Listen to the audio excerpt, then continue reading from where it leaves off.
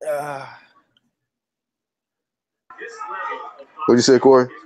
Welcome to Corey Lee's Boxing. I got my main man, Black Horseman Promotions. Let them know what's good, Black Horseman. Yeah, man, another night of boxing, man. I'm just glad to be back, man. Let's get it. Yeah. So right now we're watching two female boxers. It's gonna be I'm not sure how to pronounce their name. What is it? Breakus and Rios? Breakus and Rios, yeah. Breakus and Rios, y'all, ladies and gentlemen. It's Breakus and Rios fighting right now. Welcome to Corey Lee's Boxing. We're back again, man. Hope everybody's seen the first live we did, man. It was pretty lit, man, and we're back again for more, man. Yeah, we took a couple naps and we're back at this shit. Yeah, for sure, without a doubt, we here. So yeah, I know that first girl that's fighting with the purple on. She's got the purple and white on. She actually trains with the girl named Starlito or something on Instagram, and I follow her on Instagram. She's another female boxer. She fought I can't remember her name. What's some of the white female boxers that are out there right now? She fought her and lost a close decision to her. I'm gonna keep it 100, man. I don't really follow the women boxing like that, except for like Carissa, because you know she won 2 gold medals straight out of Flint, Michigan. You know how it is. Oh, Flint, Michigan. Oh yeah, man, no doubt. Unemployed Mario, what's up? Corey Lee, don't want this smoke. What's up, man? And then Will Magic, what's up? Yeah, sure, he won't smoke with everybody unemployed. Will Magic says good. He says, evening, gents. He says, I'm in 2 rooms at the same time, here and over at MBT's. Okay, shout out MBT, man. You already know, man. We in the building though. But yeah, man, you know, right now I'm just thinking that, you know, these 2 women are boxing right now, man, and kind of showcase the fights, man. And this is at 147, right, Horseman? I'm pretty sure this is at 147. They got Cecilia Bracco's parents. Yeah, welterweight, yep. Yep, and you know what? They said the winner of this might be facing Clarissa Shields. You just never know, you know? I mean, she's already going down to 154. She's one weight division away from fighting the winner of this fight right here. They got Breakus versus Rios. They got Rios down 5 rounds. They got her down 50-45 going into the 6th round. HBO's scoring system is rigged at times. So just beware of that, okay? You might want to hit mute and listen to us. Facts. They biased as hell. HBO, man, it's trash what they scoring. Timmy Diamonds, another banger. Yes, you already know. Cali Enigma, what's good, man? I'm sorry for the late live, man. I got caught watching the LeBron game, and LeBron hit a buzzer beater, man. And I was just watching that and didn't look at the time, and I'm like, oh shit, it's 11:15. When the Cavs play the Raptors, I don't worry about it because you know we already know what's gonna happen. Every year the same story. You know it. Everybody in the world knows it. Boom. It's a waste of time. You might just go ahead. I mean, just give when the Cavs have to play the Raptors, just give LeBron a pass. A Black Horseman, this dude LeBron hit a bank buzzer beater for the win. Did he call it though? Bank buzzer beater, huh? Wait. In this today? Today, like 10 minutes ago. No. They're up 3-0 now because the Raptors came back and hit a 3 to tie the game up, and it was 8 seconds left. LeBron went full court and hit a bank shot fadeaway for the win. At the buzzer, though? At the buzzer beater. True buzzer beater, baby. that's 2 kills in the postseason. LeBron actually is turning into the Jordan Kobe type of killer. Give him props for that. DJ Georgie Porgy, Alex Santos, the expert genius, Timmy Diamonds, Will Magic Man, Unemployment Mario. What's good? Yeah, we in the building, dog. You already know, man. We in here, man. College football season, brother. You just thinking about the end of the day. Oh, what happened? What'd you say? Hold on. What happened? I said I'm ready for college football season. Oh, I thought you said football season. I thought you know what I mean. Man, I'm kind of mad at the NFL right now, man, because of Eric Reed and Colin Kaepernick. So instead, I'm like college football. Oh, okay, Yeah. I feel you. Texas A&M Aggies, man, that's me. Yo, don't sleep in the building. That's my boy Travis, yo. Shout out, yo. Don't sleep in the building, yo. He's just checking out the chat, yo. Anybody else in the chat? SEC football, man. It's the best. Let them know where you guys are from, man. Black Horsemen. Let them know where y'all repping, man. Let them know where y'all from, yo. Both of y'all. Let the chat know. From Cali to Texas, man. Represent Cali and Texas. Y'all already know, and I'm in the DMV area. You already know, man. Let's get it. You guys know I'm from the San Francisco Bay Area and known from the 5 Oakland, California, home of Andre Ward, SOG. The one who get ready to put work on Pretty Ricky. Tony Bellew. Alex Santos says, Corey, you heard Dillian White is looking to fight Luis Ortiz? Hell no. Hell no. No, he just did a video. I mean, like a half hour ago, stating that he's looking to fight Deontay Wilder next. Hey, the champ just got dropped. Did you see it? He said he don't understand why. Oh no, the champ just got dropped. Oh, she's smiling. But she got caught. She got caught. Oh shit. I missed it, man. We were there running. Oh no. The champion is up by 6 rounds to none, and she just got dropped. Can the other girl, she going back to boxing though? Finish her. Nah, I think the champ's all right. Well, they're both the champ, to be honest, but just for undisputed championship. Oh, how many belts does the other girl got? She got one. The WBC. All of them, bro. She got all the belts. But didn't you say one of the other girls got another belt? She must have got a belt from a different weight class, but she's the only one that got all the belts. And maybe she's a WBC regular or something like that, because she had a WBC belt. Oh, she might be the WBC silver. Silver, silver. Or interim. Silver. WBC copper or some shit, nigga. WBC rose gold. No, but Dillian White said this. Dillian White said, "He understand why the WBC's doing this. You know, so I shouldn't have to do all that. Why don't Deontay Wilder just fight me next? It makes no sense for anybody but me." Think about it. Dillian White said it makes no sense for Deontay Wilder to fight anybody but him next.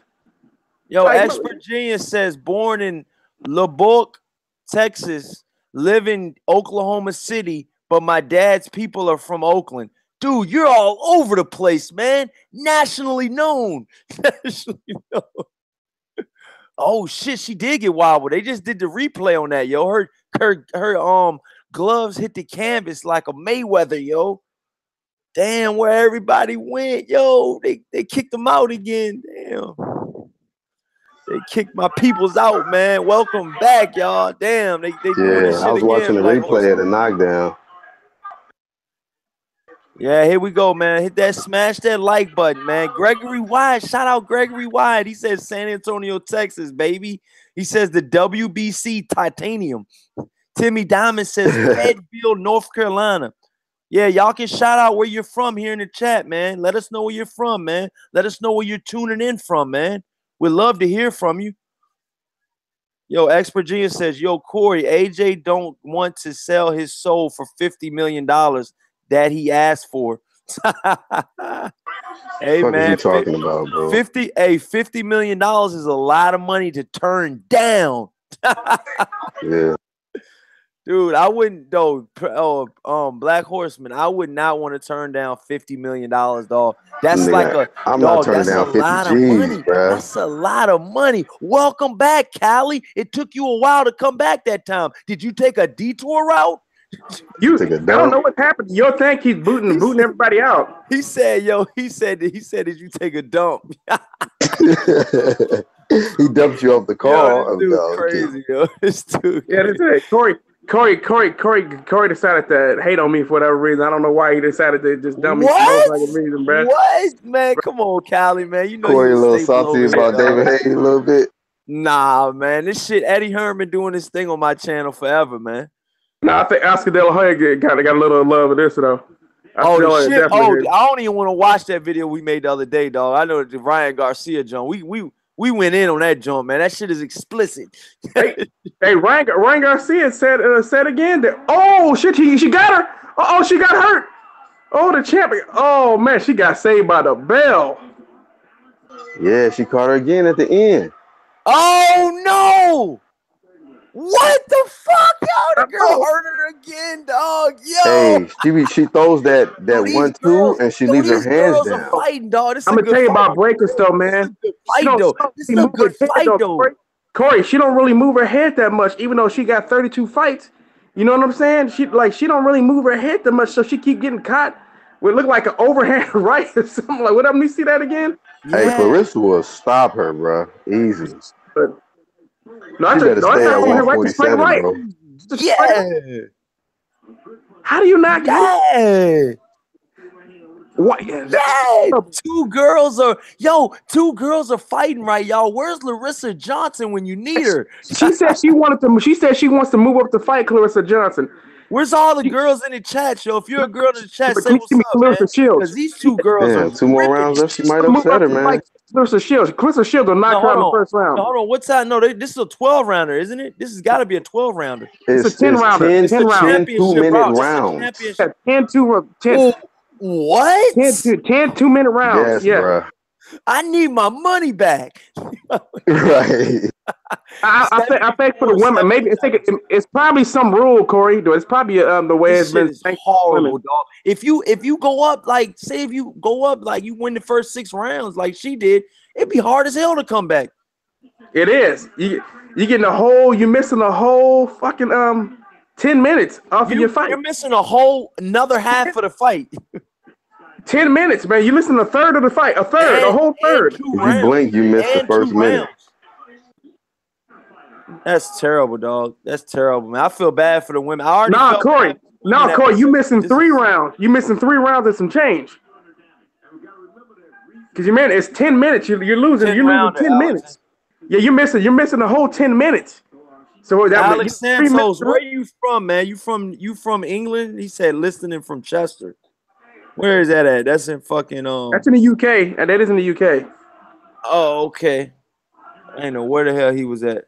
This might be more action than the Triple G fight, though. This definitely might be more. I can't believe this. I mean, it's a pretty good code, man. I ain't gonna hate on the women. You know, I mean, they got to represent. They homegirl coming back. You know, she got 6 losses too. Homegirl is definitely coming back, man. But she got to be able to keep doing it. It's a shame, man. Oh. I'm gonna sound thirsty as y'all. I'm gonna sound thirsty as hell because Breakers is actually kind of cute, bro. Oh, there go Larissa Johnson. Mike James Boxing, Timmy the Rock Liggins, what's good? Gregory Wyatt, what's up? Will Ray Zone, what's up? You see that left? He said Bronx. She keep getting caught at the end though. You see that left hook, bro? Yeah. Hey man, I got a chance to check out a couple of highlights. That's how David Hay got hit. What's the one that Clarissa get ready to fight? Her name is Hannah Gill. Corey, I mean not Corey. Callie, did you see highlights on the one that Clarissa get ready to fight? Yeah, man, she got 2 straps, bro. She can box too, from Costa Rica. Right. Mike James, what up? Yeah, Clarissa might have a hell of a Gregory Wyatt. That'll be battle good in front of her, bro. That'll be a good fight though. Because I'm gonna tell you, women's boxing is actually coming right now, though, man. It is. Women's boxing has improved a lot. Especially from these days. There's more women boxers now than it ever has been. It's still not as many, but it's a growing sport. You know what I mean? Play on words, man. Because this fight's been better than a lot of the men's fights I've seen over the past. It says Larissa Johnson says Precus got knocked down twice. Wow, I didn't know that. Wow, knocked down twice, huh? Yep. Once and she almost got knocked down a second time, but she kept it down. She got hurt at the end of the round. You almost could have scored that at 10-8 round the way she was hurt. She got saved by the bell. So they still got the other girl winning by 2 rounds. So there's no way the girl can come back if she doesn't get knocked. Don't listen to Jim Lampley and them, man. That fight is closer than that. What did I tell you before, Black Horseman? What did I tell you before Callie came in here and to the fans? What did I say, Black Horseman? What did I say about the scoring? You already know HBO, man. They rigged, man. Sometimes it should be rigged up. Callie, before you came in here, I said, let me tell y'all now, man.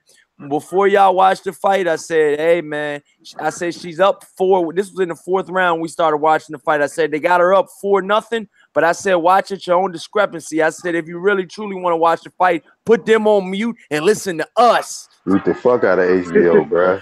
Real, man. Because Jim Lampley is always going to call the fighter that's fight. Because Triple G, you know, you're going to get, on this show, y'all, you're going to get 3 different opinions, man. Me, Callie, and Black Horseman. Because I think Breakus is supposed to be. I think Triple G promotes her or some shit. I guess they were kind of. I know Black Horseman. You're 1-0 tonight, right? Yeah, I mean, I'm not even gonna try to. Callie in the lost column. Boxing Clinic is on the road though. He got two weekends straight. That Reese chick, man. She's kind of a she got some nice inside skills, man. Like she does a good job going to the body. Trey going upstairs, downstairs. Yeah. She in the building. What's up? So with y'all, boy, man. I've been fight. Like a motherfucker. You been what? Sleep like a motherfucker. Oh, you took a nap for real? I that boy. Come on, man. It's 10:43 out here, man. You need to be up on a Saturday. Yo, how that girl got? I don't mean to be racist, y'all, but how the hell that girl got 2 white parents and she was like, adopted, bro. She got adopted at 2 years old. I'm just Corey. I ain't know though, dog. She's from South America originally, man. Oh, okay, because she had a little tint to her, so I was just wondering. That's all. Yeah, she black, brother. She's a sister. There, she's a Latin sister from South America. They showing the uppercut. Wow, that was a nice uppercut. Uppercut for Breakus. And she followed it up with the hook too. For Breakus.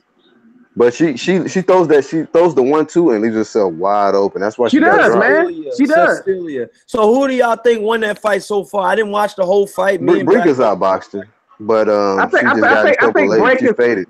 She eked out a victory, man. It's not as wide as the way they got it scored. But I think Breakus. Yeah. I think she won by like 3 rounds, like 3 points. But what's her name? She struggled with a chick with 6 losses, bro. She should have dominated. You know what I mean? She shouldn't even got dropped by her. Hey, what's she? She's not ready for no Twisted Shields. What? She's Colombian. She's Colombian, and she got adopted by Norwegian parents, and she got adopted by Norwegian parents. Oh, so she all fucked up. She's black. She's still black. Hey, they probably got paid decent money for this fight, though. You know what I'm saying? I can feel that. Yeah, I know she pretty as a motherfucker. I told you. Hey, didn't I already say that?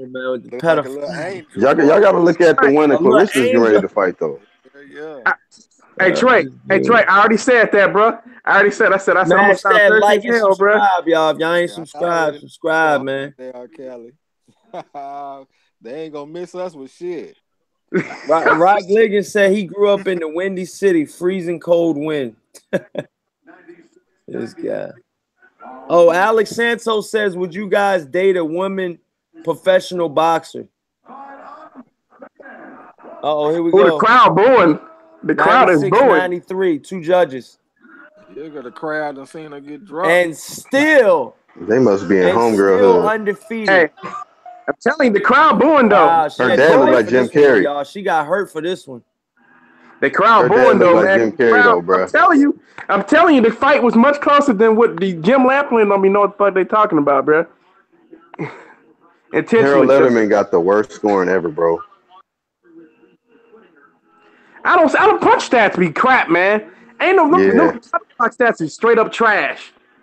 Yeah, Trey X, she is beautiful though, man. The other Joan look like she from Oakland. Nah. He clouded. Is that how your girls in Oakland look? Like the one on the right? Bad ones in the Bay. Like the one on the right. He's a cold looking ass. So that's a box sport. This girl got the gangster pose. She like this, dog. That's a Maryland look, brother. That's a Maryland look. That's it. California, he got him. Man, here you go with that shit. He said that Tank Davis looking shit. Yeah. You look like a post-op Corey. Hey, Man, this dude, she look like go again, man. like the chick Hey, that stole ass Corey's nigga, Trey X girlfriend. is back, y'all. Diabolical Trey. hater. Hate. Hey, Trey. Hey, you guys hear this? She looked like the chick that stole Corey's girlfriend. Oh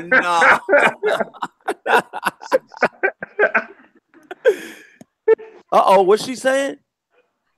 She's 33-0 with 9 knockouts, y'all. That's a pretty good resume for a female boxer. Quit being sexist, Corey. That's a pretty good record. Very, very That's a pretty fighter. good record for any fighter. Stop being sexist. She said, but she came on in the second round. The second half.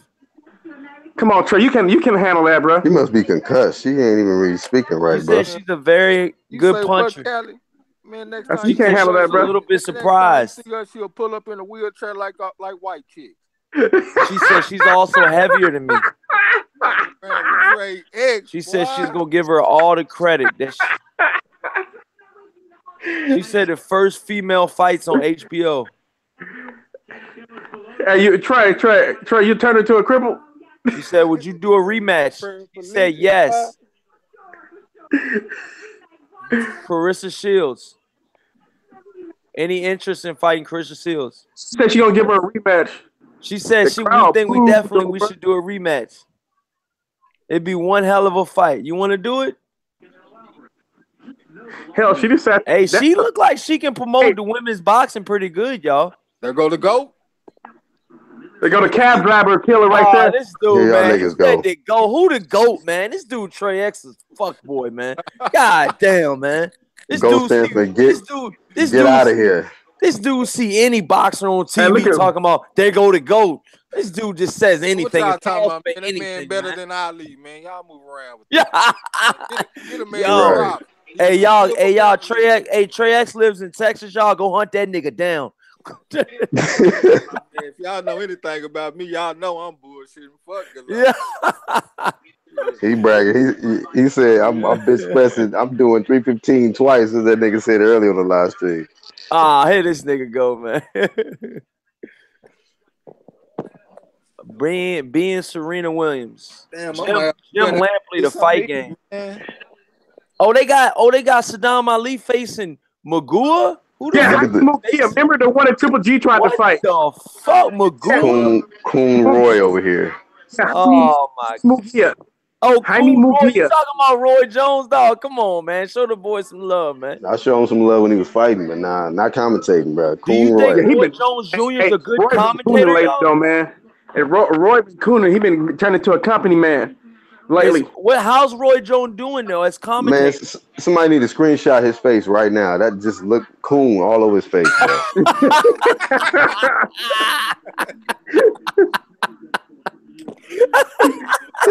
Black telling the truth though, bro. Yo, Black Horseman, you funny as shit, dog. No, Black telling the truth though. He's been cooning, bro.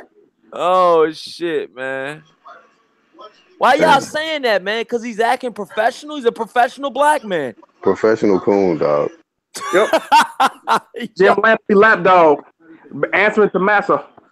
Oh my God! Like he'll speak some real shit, and as soon as Jim Lampley turn around and look at him, that nigga switch up quick.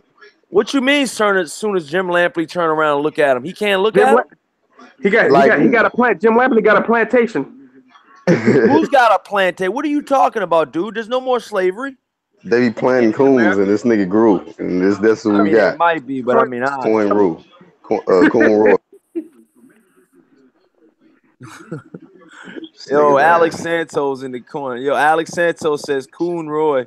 I'm surprised this nigga ain't got a bow tie on. You got him confused. Hey, yo, Timmy Diamond says you got Roy Jones confused with Bernard Hopkins.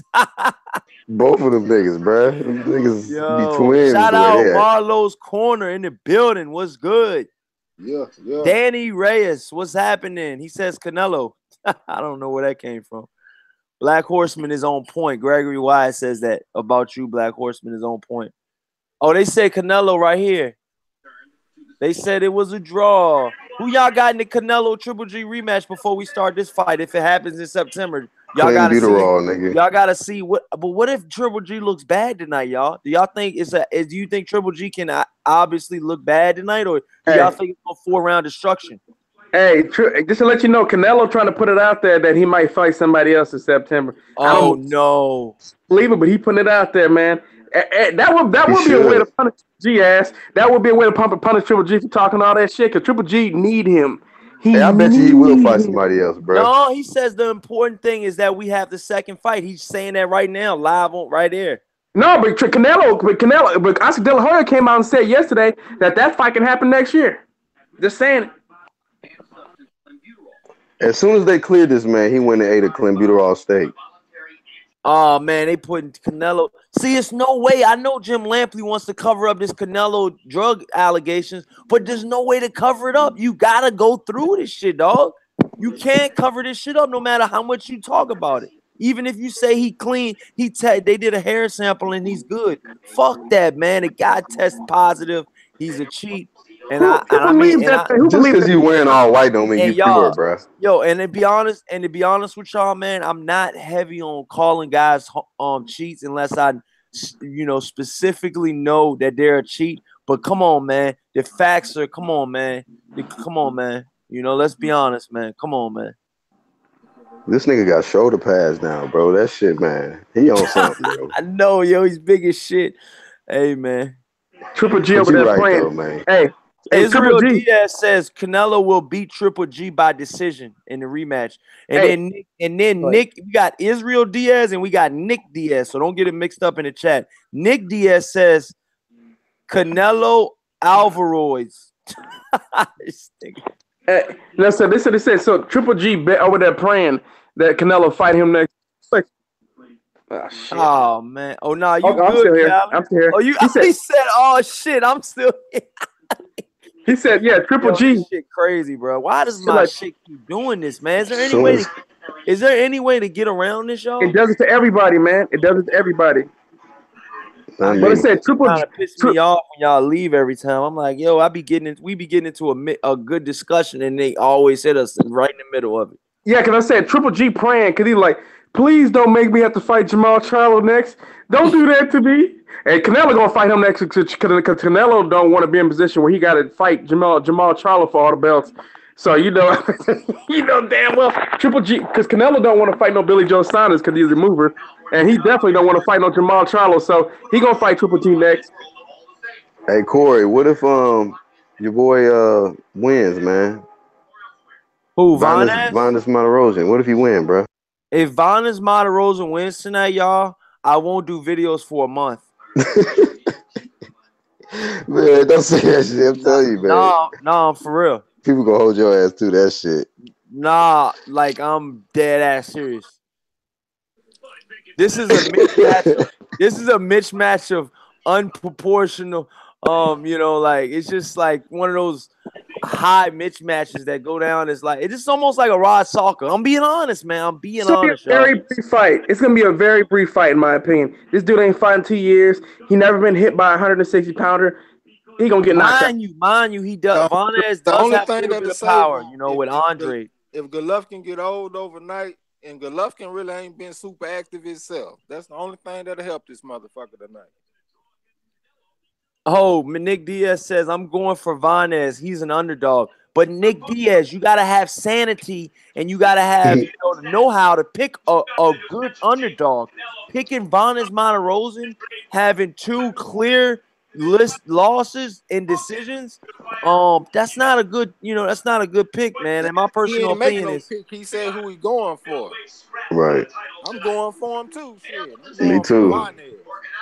Yeah, picking him though, that's like picking Keisha Cole to beat Whitney Houston in the singing contest. I'm going for Vanes too, but you don't see me. But you don't see me picking him.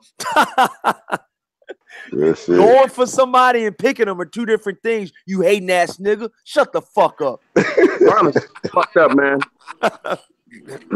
Vanes gonna stand. You know why Vanes gonna get fucked up? Because he gonna stand right in front of him and be available to hit. 5'10" and 6 foot.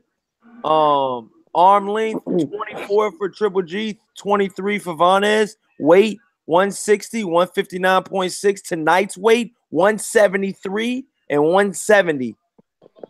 Damn, Triple G's almost 174.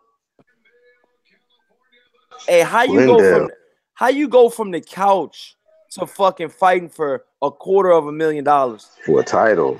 Sounds good to me. He got $250,000.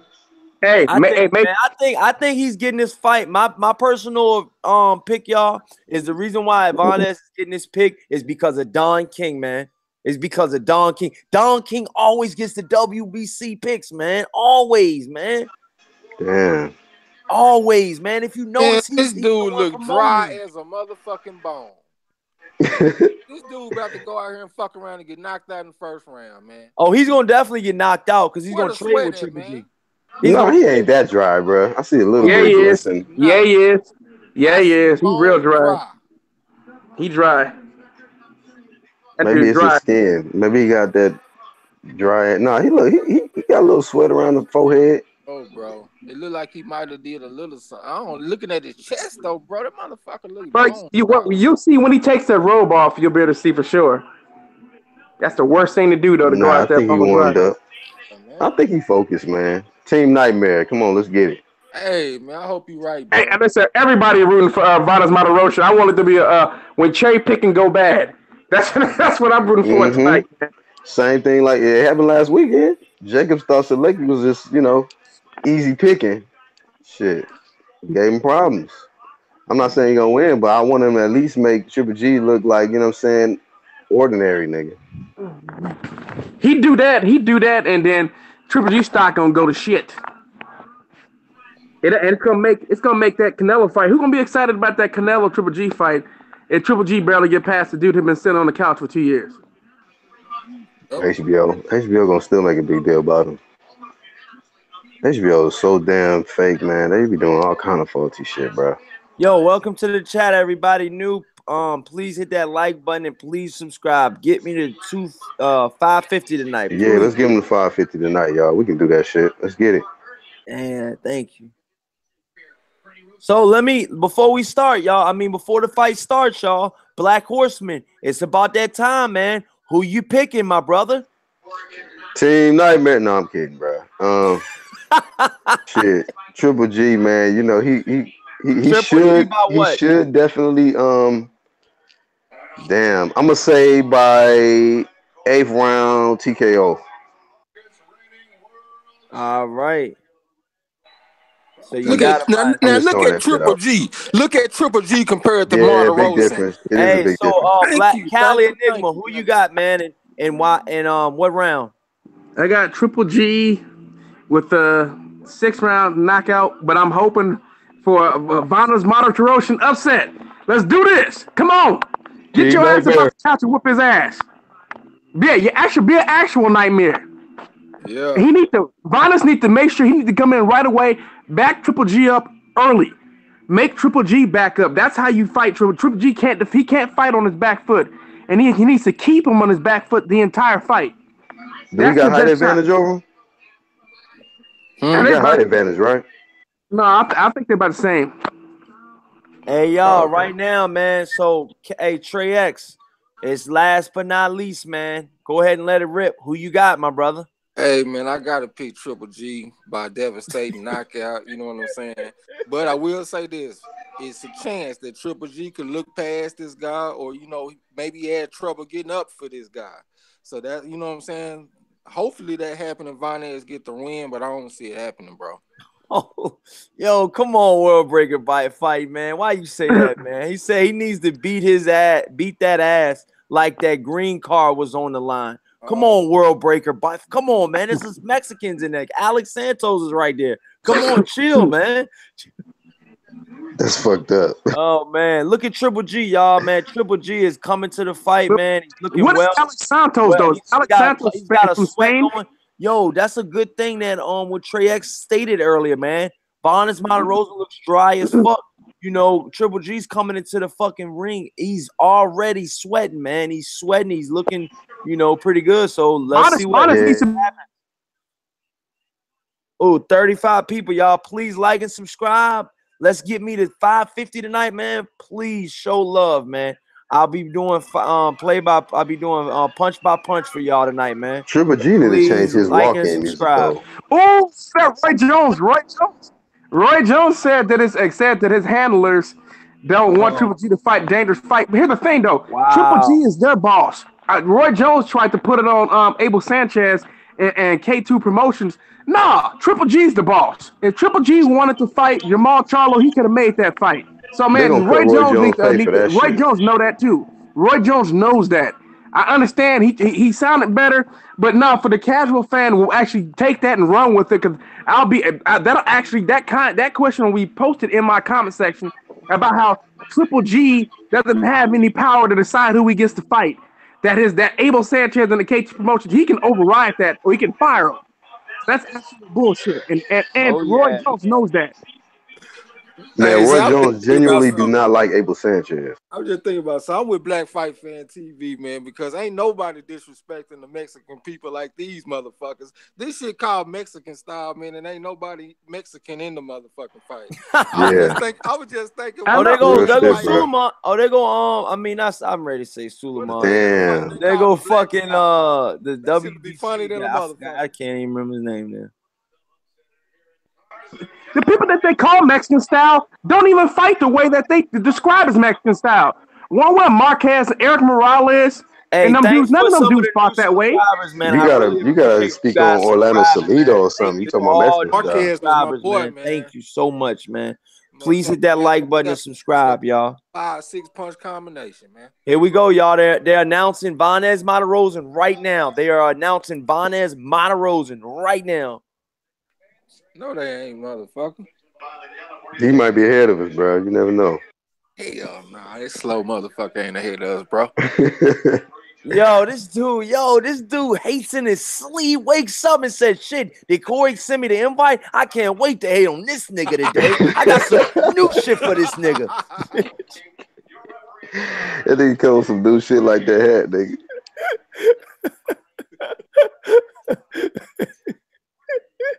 Oh, shit. That nigga Martirosyan look a little nervous, bro. He look a little small, too, man. The nigga's vest falling off of him. He ain't never been on this level, bro. That's another point. He ain't even got no chest hair. Smash that like and subscribe, y'all. We in this building, man. Thank you, Alex Santos. Let them know again, dog. You already know. Larissa John said, Corey, you were too funny. Yeah, you got to keep y'all laughing, man. It's fight night, baby. Hey, I got to tell you guys this quick story real quick. What's up? Man, speaking of the Armenians, hold on. 36. Vanez Martirosyan is 36 with 3 losses. And how many knockouts did he have, y'all? How many knockouts does Vanez Martirosyan have, y'all? Damn, I went missed away it. from the screen. Did you catch it, Kelly? Hey, Trey X, how many knockouts Martirosyan got? Hey, Trey X, your video's behind far enough. Let us know. 21, motherfucker. I knew it. I rewinded. Shut the fuck up. Triple G's with that 33 KOs, man. Yeah. And that ugly ass draw on his record. 33. 37 wins, 0 losses. And what was it? 33 knockouts, y'all? 34. 33 knockouts and 1 ugly ass draw. 1 draw by Canelo. Let's see how Triple G fights with that 1 draw on his record, y'all. This is his first fight back from the Canelo draw. Let's see how he does. He got that Jean-Claude Van Damme look. Let's see how he does, dog. One Mexican behind him. Let's see how he does, y'all. Is Triple G falling off right now, y'all? Let's see. It looks like he ate all the meat he could have. Martirosyan do look kind of slim, bro. Somebody's calling my phone. Is this Suleiman? You know he normally does that. He's not a natural middleweight. Somebody sent Suleiman the invite, yo. I think he just called me, yo. Go ahead, Callie, Trey X, one of y'all. Black Horseman. That's your nigga, bro. What you talking about? Hey, y'all gonna do cat. Y'all gonna do him like, come on, man. Y'all terrible. I don't have it. What you mean? He don't know how to tap the link. I know, right? He always do that shit, dog. I don't know what's up with that dude. It's just the tap. You got him, Cali. Trey X. Oh, what Trey X? Trey X went off the goddamn jump. Here we go, y'all. Round 1 is ready to start, y'all. Round 1 is ready to start. Hey, man, that motherfucker Suleiman been calling, man. Yeah, I gave him a link. He should be in shortly. You gave him a personal link. All right. You gotta give Suleiman a personal link. Suleiman, you gotta get that nigga like you send a group chat link to everybody. Suleiman go right past that and call us. Hey, Suleiman, what's good, dog? What's up? Still hasn't picked the fight right. Hey, Suleiman, who you picking in this fight? Martirosyan. Hey, Suleiman, who you picking in this fight, dog? Which fight? With Triple G versus Martirosyan just started. Who you picking, dog? We need your pick. Triple G by what? Oh, jab by Martirosyan. Power. The power. You gotta go. He lost, right? David Hay lost, right? David Hay won by knockout. Ooh, Triple G with the hard hook. Ooh, good hook by Triple G. Early. This fight gonna be over Triple early. G coming. Oh shit. Oh. This fight gonna end early. This fight ain't gonna get past a couple rounds, man. Big draw my show. Over in like 2 rounds, man. Look, you can see it right there. I give him 2. Oh, this is going down, Hey, y'all. his left eye already fired up. Let's go, baby. His left eye already marked up. He's hunting his prey down, y'all. There you go. Goddamn it, lead right hand on his ass. Let's go. Oh man, here we go, y'all.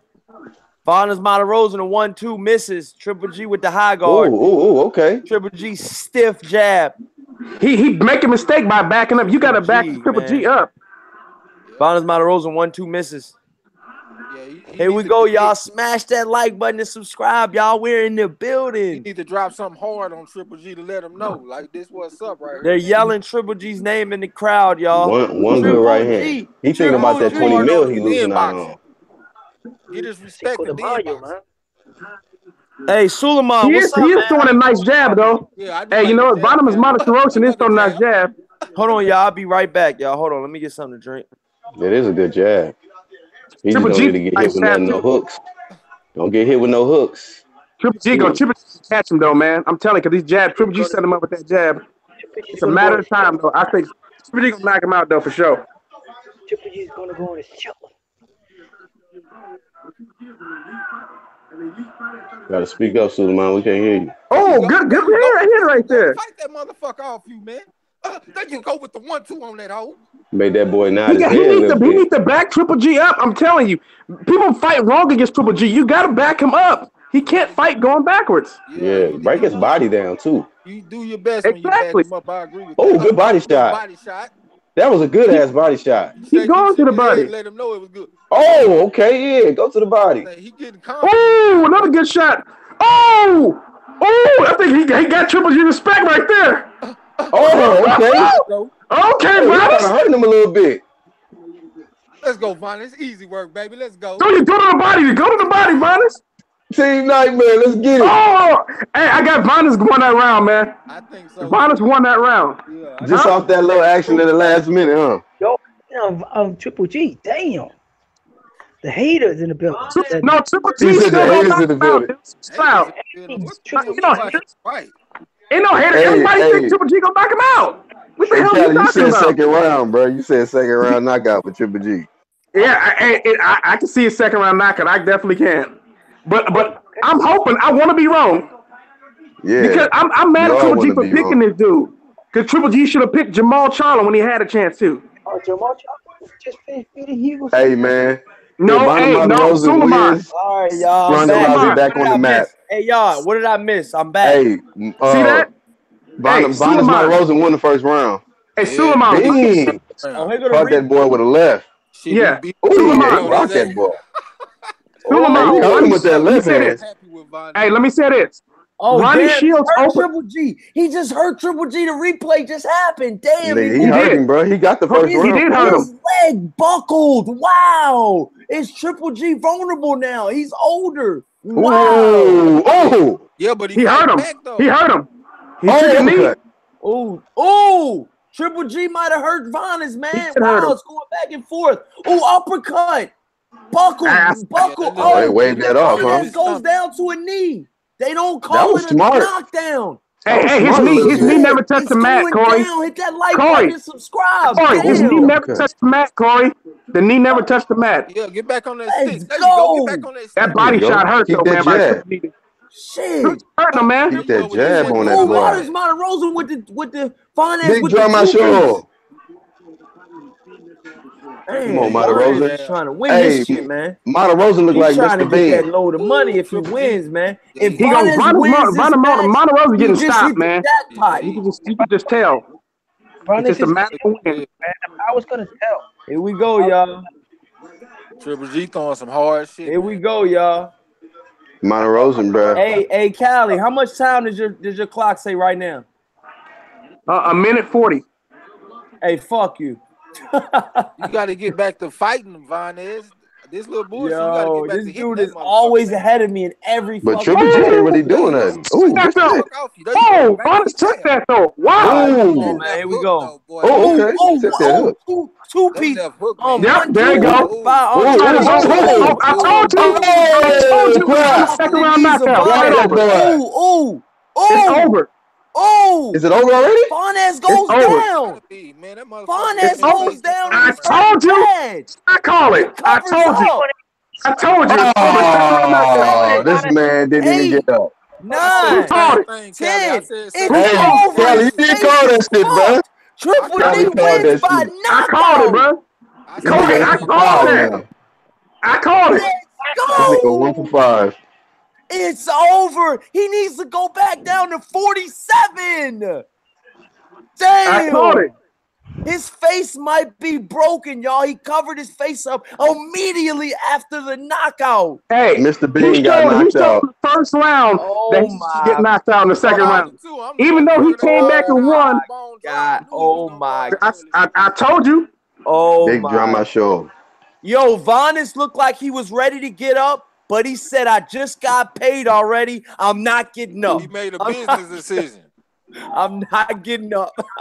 Hey, he didn't even get up, bro. He didn't even try. The world didn't know this was going to happen, though. It's crazy, man. Come on. Because here's the thing. Like I say, the worst thing you can do to Triple G is to back up. If you back up against Triple G, he going to fuck you up. Hey, he threw that Charlo. That was that Charlo shit. Vicious. That was that Lubin, that Charlo versus that Lubin threw on him. Vanez was too wide with his shot. Triple G with the wide right hook. Then he follows it up with a jab. Man, they wrong as a motherfucker for this fight, man. Right hook. I told everybody he got hit all the way on the way down, though. And then he's going hit all the way on the way down. Left hook. Then he's going down. He's going down. And then right hook right at the end to finish him off and put the cherry on top. Hey, but you hear that, Corey? Vanez said he was going to come to fight and was going to back Triple G up. He never backed Triple G up except one time. He did back Triple G. You got to keep Triple G backed up. You got to keep Triple G backed up. If you back up against Triple G. What did I tell y'all, man, when it first started? I said it was going to end early because Vanez Martirosyan was going to open up. I told y'all that. And what the fuck did he do? He opened up. That's did he say that? Corey, I called second round knockout. Rewind this shit. I said this shit is going to end early because Vanez Martirosyan is going to open up. That's exact words that I said. And what did he do? What did he do? He opened up because he thought he could trade with Triple G. Triple G says he'll take one to give his due. He's been on record doing that shit. He said, Triple G says, I can take your one, but can you take my two? Okay, so what did this prove? This proved us absolutely nothing. He's still getting washed by Canelo. Hold on, see. Is he going to fight Sergey Derevchenko next now? He has until August 3rd. That work, like and subscribe. Hit that, smash the hell out of that subscribe button. We're in the building. Cali Enigma called the prediction of a lifetime. Let's say we can't. So can we have? I ain't gonna say of a lifetime because we knew it was going to end early. Can we call Sergey Derevchenko? Is he gonna fight Sergey Derevchenko now? Yes, I wish Derevchenko was at the fucking fight. Him and Lou DiBella, and they walk in the ring right now. I paid for that fight, man. Carvey, how much they pay Vanes for that fight? They paid Vanes $225 million, almost $250,000 to get flatlined in two. The same money they gave Hugo. And they didn't want to pay it. They didn't want to give Sergey Derevchenko that same kind of nigga. Martirosyan looked just like Mr. Bean. Got his ass knocked the fuck out. They could have gave Sergey Derevchenko that same money. But they didn't want to give it to him. Sergey didn't want that money, man. Sergey said, "Hell no, he want more money for that fight." He did a Curtis Stevens. No, they didn't offer him no $225,000. They didn't offer him that, bro. They didn't offer him $225,000. Yeah, that's it, Vic G. Rock Liggins says, "I want to hear Vanes talk." Hey. Hey, hold on. Corey, breathe in and out. Great content. I'm trying, man. Talking about Triple G is not crazy, dog. This is crazy, man. Get your ghost smelling ass up out of here, then. Man. Here's the thing, though. Suleiman, they never wanted to make that fight. They never wanted to fight Sergey Derevchenko. You know why? Because Triple G's team said there's no money in it. It wasn't because of that. They didn't want to take no risk of him losing. They didn't want to take the risk of him losing before he got a chance to get that next Canelo payday. And that's why it turns out Vanes Martirosyan just told Max Kellerman that is the hardest puncher that I have ever been in the ring with. This nigga ain't fought in 2 years. Who gives a shit what he has to say? He's fought in 2 years. Kosaka starts hammer right there. Put his hands on him. Why don't Triple G then? If Triple G's so badass, why don't he rematch Danny Jacobs, fight Jamal Charlo, and fight someone good? He knew this was serious business. After the first round, Suleiman, after the first round, I'm trying to replay what Triple G's saying for the guys that out here that don't have HBO. This nigga still can't talk, bro. How long you been out here? He still can't talk. Triple G's English is getting a little bit better though. He couldn't say shit at first. First round, fuck that, nigga. Can't talk for shit. Yo. He need a girlfriend, that's why. Is that fucking belt big enough? God damn. What the fuck is that shit, bro? It's like a spiritual belt. Nigga, that's that goddamn rainbow tranny belt. Nigga, that's that Suleiman special. That enchilada WBC God damn. You want all people? You can fight Jamal Charlo then, you bitch. You could have fought him today. Out the world of boxing. Triple G, that's great. Kellerman, see, look, these motherfuckers ain't gonna ask him about Charlo and them. Look at your boy Wario. He said a Canelo rematch, y'all. I know you want a Canelo. He don't want to fight Sergey or anybody else. Started booing. The whole crowd just started booing when they said Canelo rematch.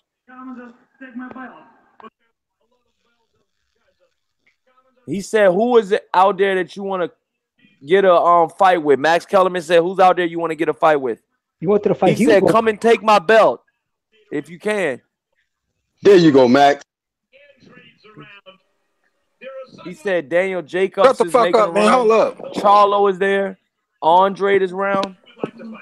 Oh, look at him. He's backpedaling. Triple G backpedaling now. Triple G backpedaling like a mug. They said, no fuss of Jamal Charlo. None.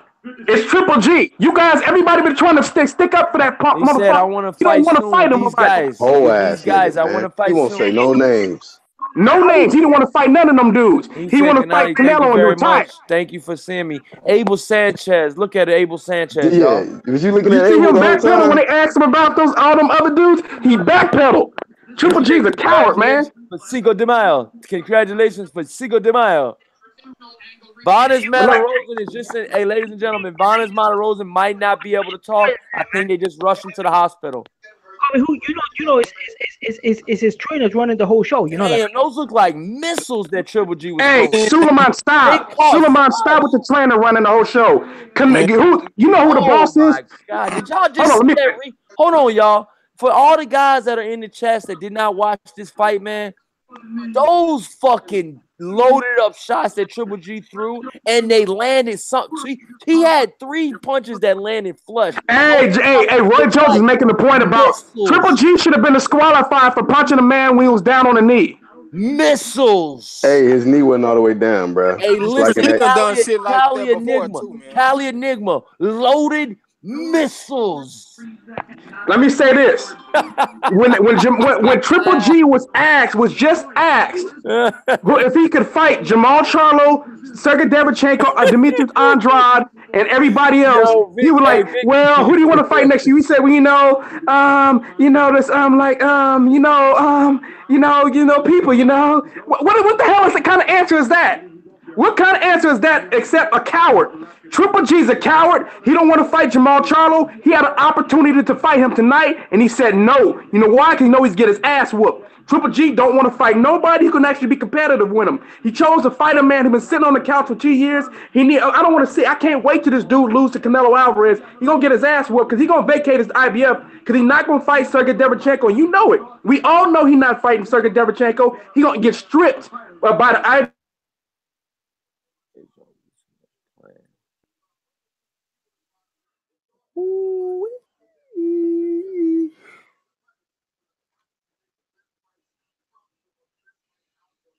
What's everybody in chat talking about? Go ahead, Callie. Finish what you were saying. I said, dude, we all know that Triple G ain't gonna get stripped from IBF because he don't want to fight Sergey Derevyanchenko. He don't want to fight Jamal Charlo. He don't want to fight Danny Jacobs, and he don't want to fight Billy Joe Saunders when he had an opportunity to move the date back to next month to fight him to become undisputed. Triple G has declined any tough fight. He's looking to get his last payday and get out of here, man. I'm telling you, he's not gonna fight any of these dudes. Yo, man, when you can look at his face when he was asked about them dudes. Suleiman, Triple G. Unemployment Mario. Come on, man. Come on with the dick jokes on Suleiman, man. What's up with that? Let me say it about Suleiman. Did you know that Ronnie Shields, Jamal Charlo's trainer, offered up Jamal Charlo for today? He could have had fight him today. Triple G said no. Triple G said no. Now, how can he now defend that? Defend that. What is Suleiman defending? Hold on. What is Suleiman defending, Callie?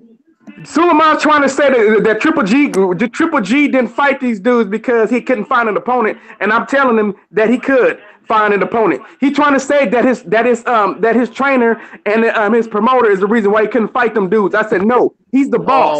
Triple G declined them fights. Oh, are you serious? Oh no. Did Suleiman just say what I think he just said? What? Suleiman, did you just say that Triple G couldn't find an opponent? I mean, that's why he fought Martirosyan? I didn't say that, man. He did. Oh, Callie. This is what I said. He said he tried to put it on his trainers and his promoter. He said you said that, Callie. No, I said he tried to put it on the trainer and his promoters, and I tried to say that he's his own boss. No, he's not. So that's my point. I said Ronnie Shields offered up Jamal Charlo to fill in for today, and Triple G said no. That's why I said defend that. Okay, okay. You're gonna let me talk. Don't interrupt me. Okay, do you know that his trainer is a world class, super duper trainer that got trained Terry Norris? Super duper. Yeah, dude, he ain't a world class super trainer. Yeah, he always guys become champions, man. Always guys become champions. Look at the performance of Triple G. You know what I mean? That's the blueprint. You know what I'm saying? The blueprint. So stop. What I'm saying is, who did he fight? He beat Mr. Bean, bruh. That's what Suleiman, you still haven't defended it. You're not making a good case, bruh. Defend why Triple G couldn't fight Jamal Charlo tonight. Why couldn't he? His trainer didn't want that fight. His trainer's not going to train for that fight. Not at the present time. He didn't want to fight Jamal Charlo, right? No, at the present time, no. At the present time, no. Hey, speaking to your mic, Suleiman, we can't hear you. Yeah, at the present time, Jamal Charlo is not a, not a hemisphere. You breaking up a little bit, bro. Hey, man, all I know is, ladies and gentlemen, everybody in the chat, this was a quick and easy fight for Triple G. Triple G probably will be fighting somebody like a Canelo next. His next fight has to be a big fight, and we will be putting the pressure on him. We pretty much learned nothing for this fight, y'all. Martirosyan had 2 losses already. And, to be honest with you, man, I'm not in the mood to see, Triple G, fight just, guys that, can't really fight that good, and they're C-level, B-level fighters at most. I think Vanes Martirosyan C-level fighter at best. You know, I need to see Triple G in there with B+, A+ fighters, or at least B+ to A level fighters. Okay, we need to see him in there with a Charlo. We need to see him in there with a Danny Jacobs. Okay, we need to see him in there with a Canelo. You know, those are just top 3. And Andre, pick one of those 4 to fight next Triple G, and you'll get all the respect from me you need. That's good. Yo, Corey, I got a question for you, Corey. So what's your interpretation of a journeyman? What's his record like? Because you be saying like Vanes is a D class fighter, right? Yes. No, I said no. Hold on. Hold up. I clearly stated he was a C-level fighter at best. Clearly. He's not even a middleweight. Suleiman, he's not a middleweight. and Suleiman, if he was a B-level fighter at junior middleweight, this is the elite middleweight division. So what grade can you give him at the elite middleweight division? He gets a C, nigga. Okay, so what's gonna happen when Jamal goes up against him and gets trounced? What are you gonna call Jamal then? Jamal Charlo, because he won't even fight him. He won't fight him, dude. He won't fight Jamal Charlo. He wouldn't even say his name. Tell him to get in the ring with Jamal first, man, and tell him to stop being a coward. You guys, man, I don't understand why Triple G fans feel like they got to go out of their way to try to protect this dude. This dude is a bum, man. He needs to get in the ring with someone who wants to actually challenge his ass. He's been doing this his whole career, been running from Andre Ward and everybody else. After he throw out name drop people, he always go out of his way not to fight those people. He said he wanted to fight Zerto. Hold on, let me finish. Nick Diaz says Vanes Martirosyan is a middleweight. Just look. No, he's not a middleweight. Get out of here, Nick Diaz. You're a clown, dude. You don't know what you're talking about, dude. He is not. He is not a middleweight. He's a junior middleweight. He just came up. He's been fighting at Cali kills the chat every time, yo. You're undefeated in the chat, Cali. Dude, you don't know what you're talking about, man. They said, why don't you ask him to fight Jamal Charlo, Nick and Mr. Diaz? If you think that Triple G's the baddest, everybody that thinks Triple G's the baddest, dude, tell him to step in the ring with Lions Only and tell him to stop acting like a coward. He said he was tight. That's what he's talking about. He didn't want the fight because of the money, man. No, he didn't want the fight. He's gonna get his ass whooped. Wow. Nick Diaz, you think Charlo will get knocked out in 7 rounds by Triple G? Is that what you're saying, Nick Diaz? Oh, I got to respond to this. Hey, Nick Diaz, then how come when Ronnie Shields offered up Jamal to fight tonight? World Breaker Fighter says, Nick, you are some dick shit with that BS. Oh, Larissa Johnson, but all I'm saying is World Breaker Fight. You cool with saying that. You did get timed out. You did get timed out, but World Breaker, you are good over here, man. You can say stuff like that. Try to keep it a little. Give World Breaker a wrench. Give World Breaker a wrench. Yeah, you can get a wrench too. Let me say this. For all the Triple G fans, let me say this. For all the Triple G, but listen, you getting the wrench, World Breaker, but just try to chill with the the dick shit and all that, because we got women in there. Just try to respect the women. For all the Triple G fans in there, please explain this. When Ronnie Shields offered up Jamal Charlo to fight for Cinco de Mayo, how come Triple G didn't pick him since he would knock him out in 7 rounds? Because it would look a lot better than knocking out Vanes Martirosyan, wouldn't it? To knock out Jamal Charlo looks a lot better than fighting knocking out Vanes Martirosyan. So please explain that one. Yo, Alex Santos says, Vanes Martirosyan looks like a sick welterweight. Damn. He does, though, man. He looked even small for junior middleweight. He looked malnourished, bro. Yeah. Golly. Corey, your opinion. Who looked worse, Hugo Centeno or Vanes Martirosyan? Oh, Larissa Johnson. Thank you, Corey Lee. Mad respect all day. Oh, yeah, you already know. So this Hugo Centeno fought at middleweight before. Vanes Martirosyan's never fought at middleweight. Yeah, he worked his way up to that point, bro. And he didn't take 2 years off. I just gave you a wrench, World Breaker, but just chill with the just certain things. But listen, all I'm saying is, you guys, that's on the panel, man. We understand that Triple G can fight, pretty much who he may right now.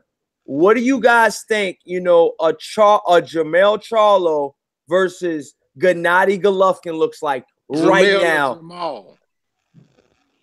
The 160-pound Jamal, you fucking faggot. Hey, Black Horseman, go ahead, dog. Go ahead.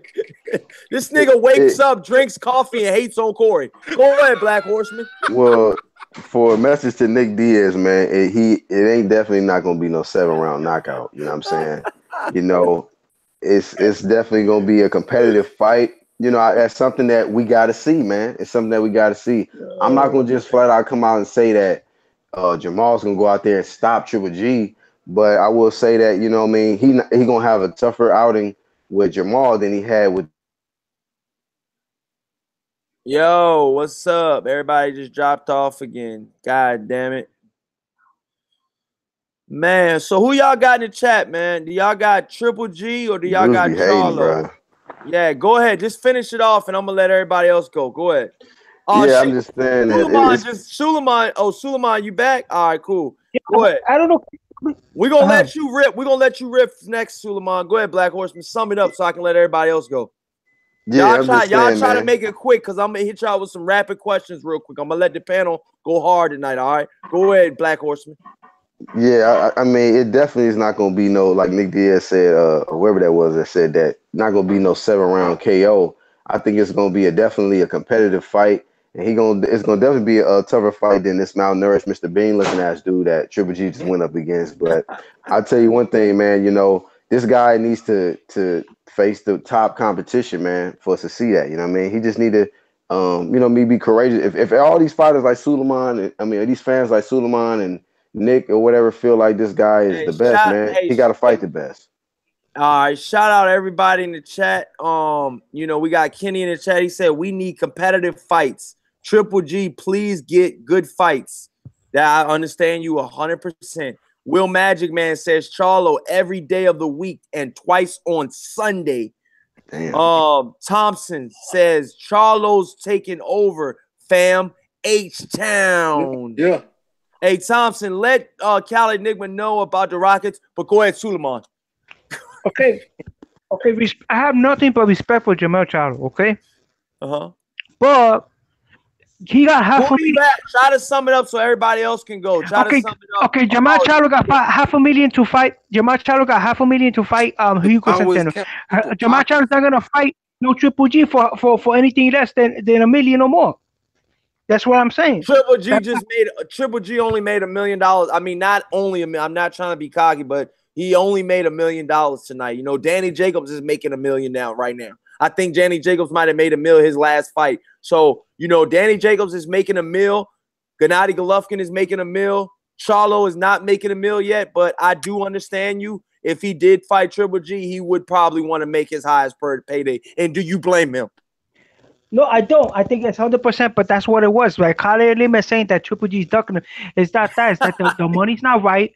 I think he could make the fight if the arrangements are made, and that's a whole new training camp. This man was training for Saul Canelo Alvarez.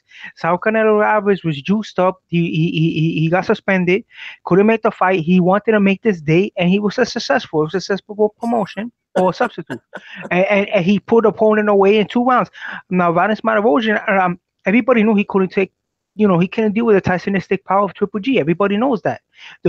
This opponent. So who you got right now? If Charlo versus Triple G were to be made next, who's Suleiman's pick right now? Okay, my pick will be. I'm gonna stay with a top fighter because the thing is that Charlo is sneaky. Charlo waits for a counter punch, and like he did it before. So if Charlo counters Triple G, right? He uses Kyle reflex and counters Triple G. So who you got, Suleiman? Well, I'm gonna stay with the Kotak hammer Triple G. Who is that? That's Triple G. You're going with Triple G over Charlo? What round or by decision? I don't know. I think they're gonna bust each other up, man. They're gonna be training for maybe like a late round knockout, late fight knockout. Oh, you gotta let me go in right now, Corey. Right? You gotta let me go in right now. First time, man, you gotta let me go in because I can't let this go. Listen, he got literally Triple G shit coming out of his mouth right now. So I got to go in, man. I'm saying this to this guy. Hold on, Trey X. We're gonna come back to you. Okay, we're gonna go ahead and let Callie go now. Okay, we're gonna Callie. Go ahead now. It's your time to shine. Go ahead, man. Man, first thing, man, this is absolute fucking bullshit. You coming out your mouth right now. He didn't want to fight him, man, because he had an opportunity to fight him next. There was never any word about the money. He got rejected right away. Your boy is a coward. And you know what? Jamal Charlo ain't going to back down for Triple G. He going to back his ass up. That's why Triple G don't want to fight him. He's scared. He don't want none of the lying. He was ready to go shoot up and shit it out. And that's exactly what's going to happen. Triple G going to beat the dog shit out of Triple G. And you know it. And that's why you don't want to see the fight. And that's why you keep trying to defend that coward over there from Kazakhstan who ain't no Mexican. Because I roll with Mexicans over here in California. And Triple G ain't going to ever be one. His mom's Korean. So understand that right now.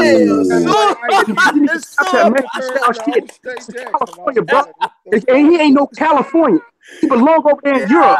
You need to come over here, and my roots also come from Texas. And so I'm standing behind the man from Texas, and that's the man that's gonna stomp a mud hole in Triple G if he ever build up the build up the courage to get in the ring with Jamal Charlo, because he's acting like Anthony Joshua right now when it comes to Jamal Charlo. He needs to grow some, take his diaper off, grow a pair of balls, and step in the ring and get knocked out like his daddy used to.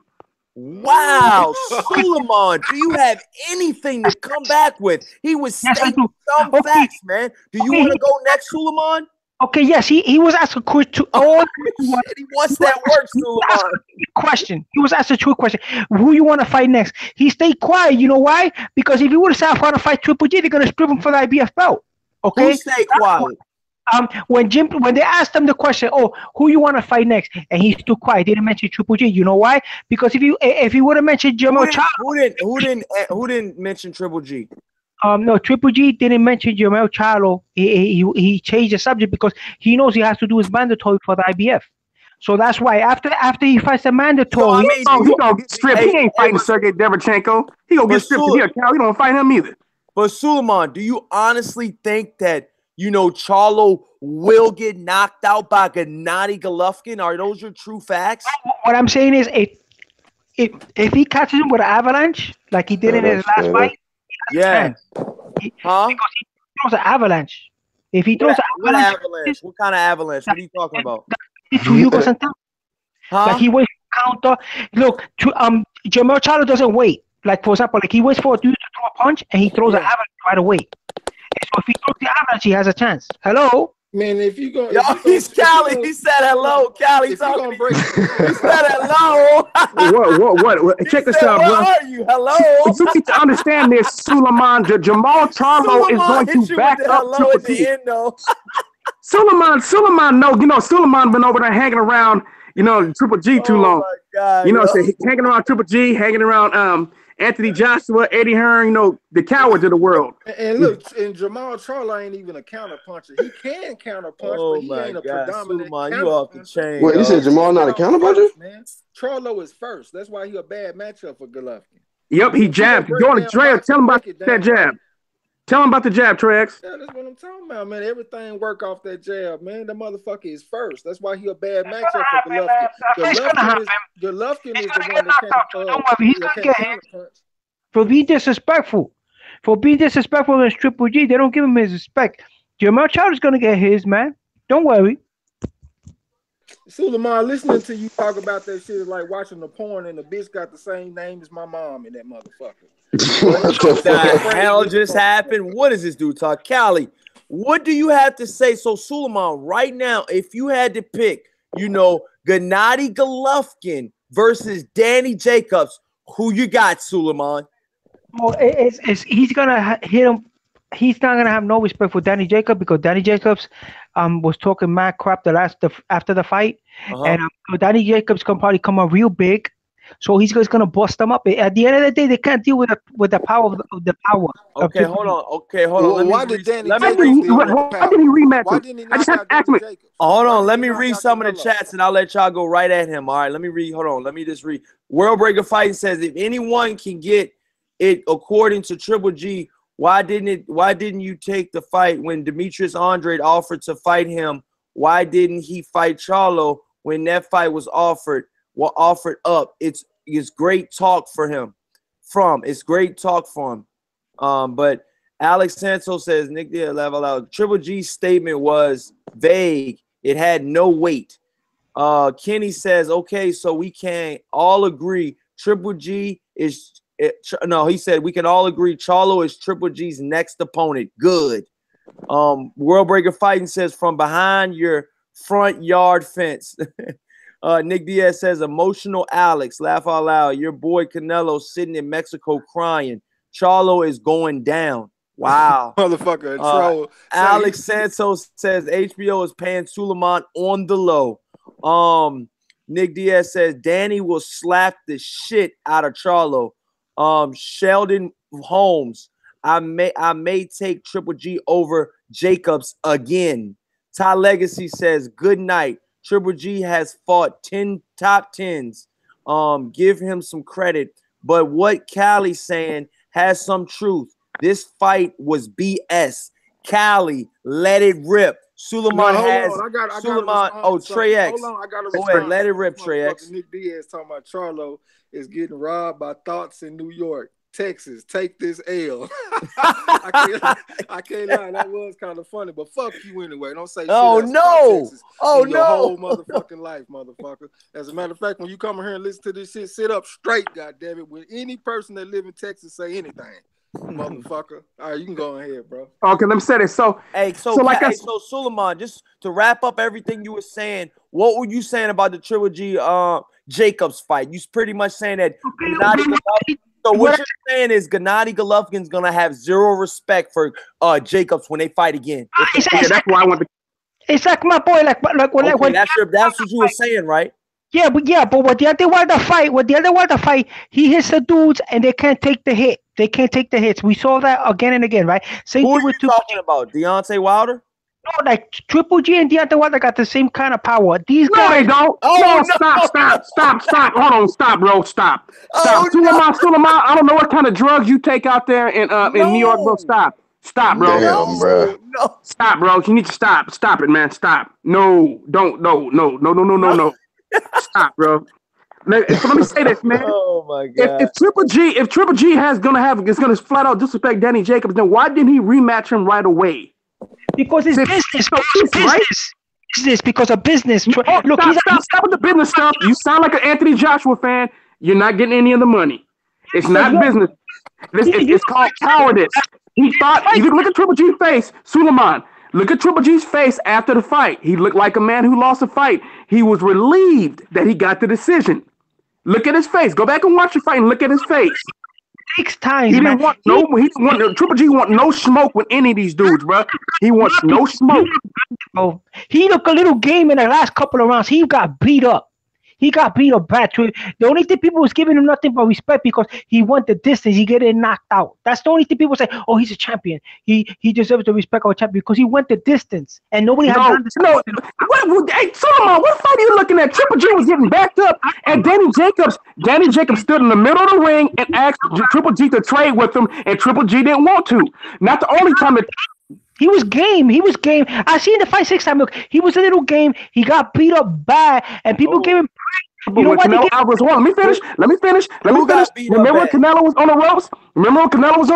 And Canelo invited Triple G in to come fight, and he was a coward. Triple G ain't no Mexican style. He ain't none of that stuff that he claimed to be. When he got somebody real in front of him, he don't go all out. He backs up and he tries to get defensive. The same thing he did with David Lemieux. He didn't do no Mexican style. Hold on. Let Suleiman go and then let Black Horseman go. I can't hear you. Hold on, Suleiman. Speak into the mic, Suleiman. Please, you gotta get your mic fixed. Okay. They got a lot of Caucasian Mexicans and also cocaine. What'd you say? Cocaine. A lot of white people that live in Mexico. Okay, if you go to Mexico, you see a lot of white Mexicans. Okay, so don't be racist and try to bring it there. No, why is he? Who's being racist, Suleiman? Khalid, don't be racist. Try to bring it in like. Yeah, what's happening, bro? So don't be racist towards what? What did he say? I say. Who's racist, Suleiman? Who's being racist? Was Cali being racist to you, Suleiman? No, because he said because Triple G is an Eastern European that he's not really a Mexican. How you know that? He's not Mexican. He's not Mexican. That's a fact. Oh, damn, Suleiman. Wow. Suleiman, come on, dog. Come on, man. Suleiman, you just sound G stupid become Mexican. right It started to get silly now, bro.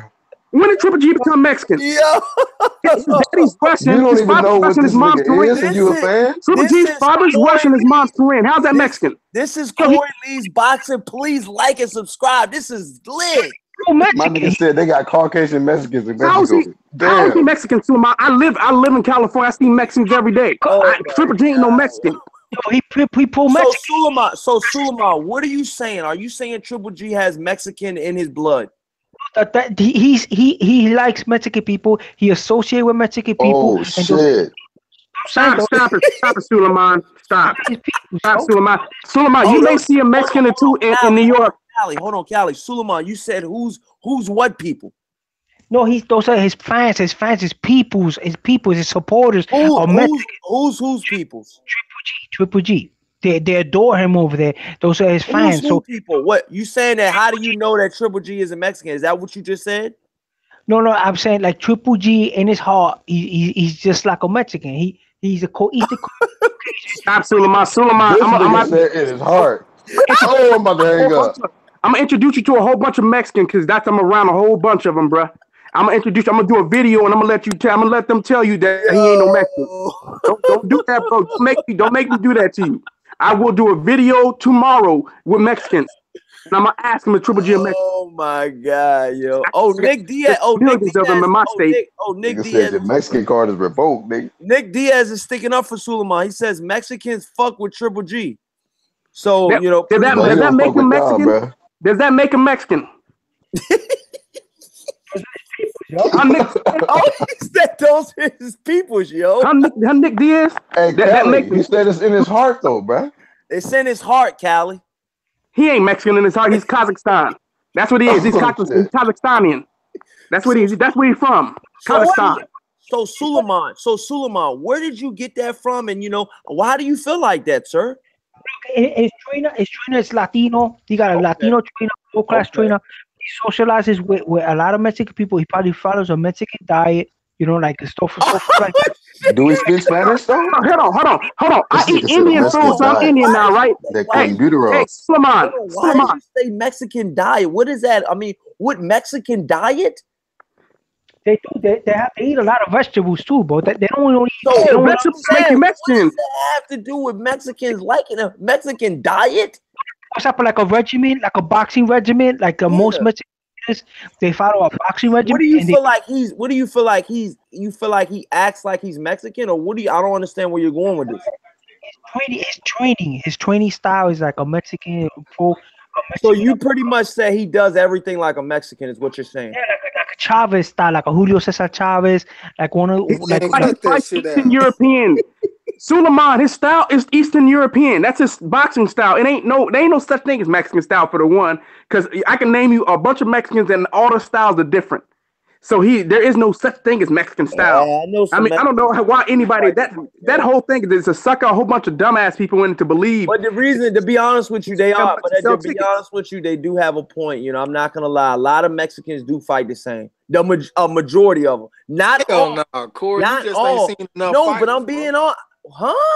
Do you know who you talking to? Man, hey, this dude, you talking to the wrong motherfucker. You hating ass motherfucker.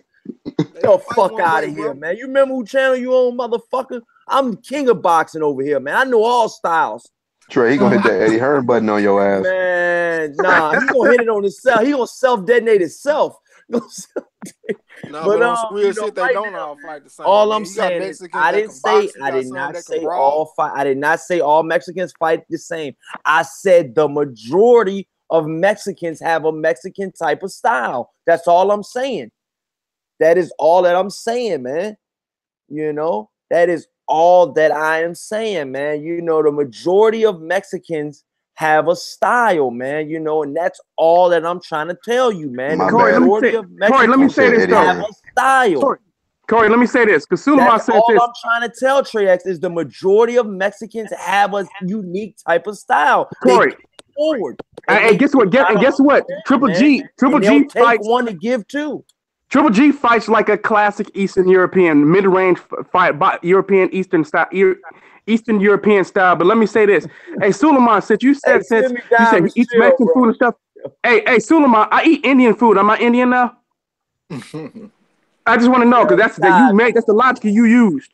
It's just like all I'm saying is Mexican style. You know, when you fight like what I'm pretty much saying is some Mexicans, you know, I'm gonna say over 50% have a style, you know, where they come from Mexico, you know, to fight a certain way. I'm talking about the Mexican-born fighters, you know. Well, let me say this. Troy King made a good point. The difference between Golovkin and them is that them motherfuckers fight Mexican style all the time.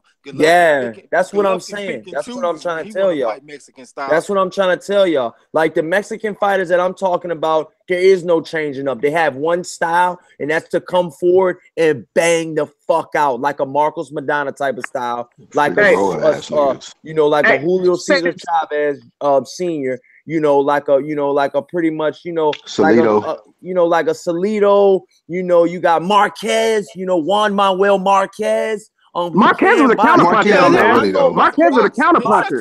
I know Marquez. I know Marquez,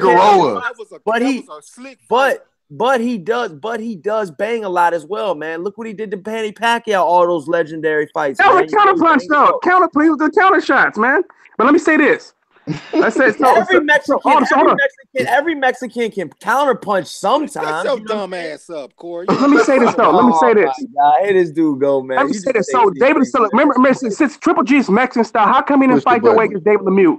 Remember he fought David Lemieux? Nah, I ain't gonna push the button on a black horse. Hey, no, but let me say, Corey, let me say this. How come Triple G didn't fight that way against David Lemieux?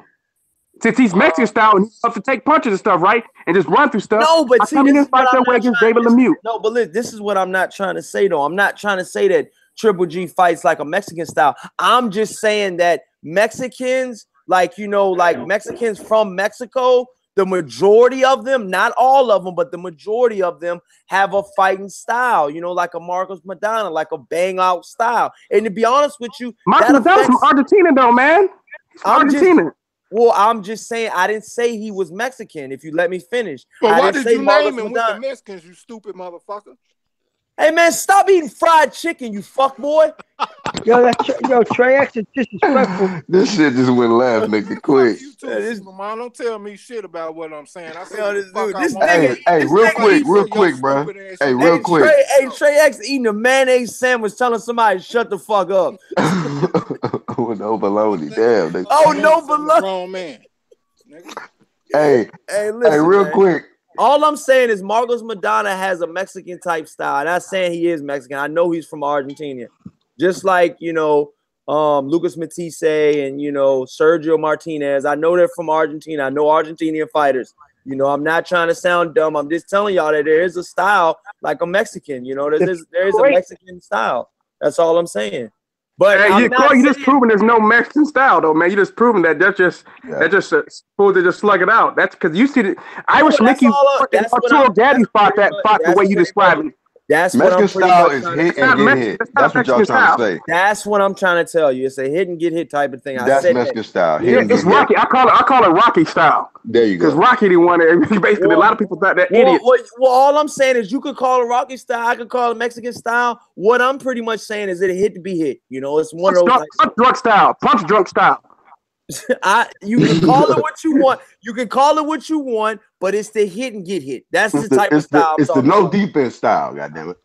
Hey man, but they win a lot of fights doing that though. I'm being honest with you. Hey, Triple G don't do that against dudes that can punch though. You notice that Triple G don't do that. You get you a tough ass motherfucking Mexican, and he a hard motherfucker to beat, dog. I'm being honest with you. Now Canelo is not like a true, get hit, like that. He's like more of a mover, you know what I'm saying? He's more of a mover. You know, he's got a little bit of rhythm with him, you know what I'm saying? And I can respect that, you know. Hey, but Canelo, Triple G didn't even fight no Mexican style against what they call Mexican style. He didn't even do it against Canelo Alvarez. He tried to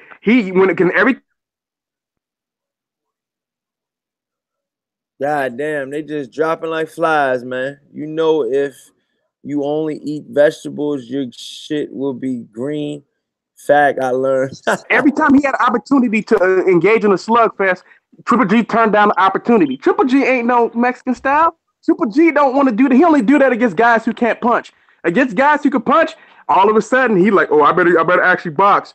Cause Triple G, but I don't want to take no risk. Diamonds, chill, Timmy Diamonds. Yeah, Yo, G didn't play no Mexican style against no Danny Jacobs. Suleiman, where was Mexican style against Danny Jacobs? All I'm saying is that the guy is very courageous. He has a national, like a Messi. He fights like a Mexican national. He has a courageous. He courageous. He don't mean one to get hit. No, and to be honest with you, Matt, Triple G does not fight like your true Mexican style. No, he does not, man. I'm gonna be honest with you. He does not want to get hit that much, man. He does take a few hits, you know what I'm saying? But when he takes those few hits, he's doing that to land some powerful punches, man. He's doing that shit on my personal opinion is when Triple G does let you hit him, he's coming back with something. Do you see most of his knockouts is when he's getting hit? Most of his knockouts is he getting hit. He just got hit. It's only Triple G was getting hit like the fucking fights, man. The fucking Daniel Gill fight, man. The Daniel Gill fight. When Daniel Gill hit him in the face, Triple G had this fucking right coming straight to his face. And he collected and he knocked his ass out. But you notice though, Triple G knocks people out only when they're backed up. He does not knock people out when he's getting backed up. He don't punch when he's getting backed up. The fight's gonna That's happen. what I'm trying to tell you. Just leave Triple G alone. The fight's gonna happen. He's gonna fight Jamal. It's gonna happen. You mean Jamal, bro? Stop calling him Jamal. Jamal at 154. Jamal. Now he's still picking on little guys. Trap House, what's up? He said triple trash can. Oh, He's shit. gonna fight because he's on WBC mandatory, right? Hey, Trap House, who you got winning, Charlo versus Triple G? I mean, if you're calling him a triple trash can, I'm pretty sure I know who you're gonna pick already. But yeah, this is another thing that I want to tell y'all, man. If Triple G fought Canelo, in September, Black Horseman Promotions, who you got, man? Who you got?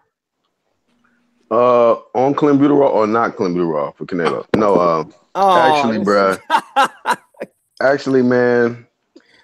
Shit. Damn, bro. It's a tough fight. Another draw or some shit. I don't know. I think it's Canelo gas out. Canelo has that. Canelo gas out. Canelo has that youth on his side, man. I'm being honest, man. I'm being honest.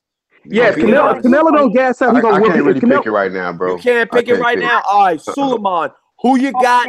Break it down, Suleiman. I think Triple G is gonna be like my boy, like my favorite UK fighter, Dillian White against Lucas Brown.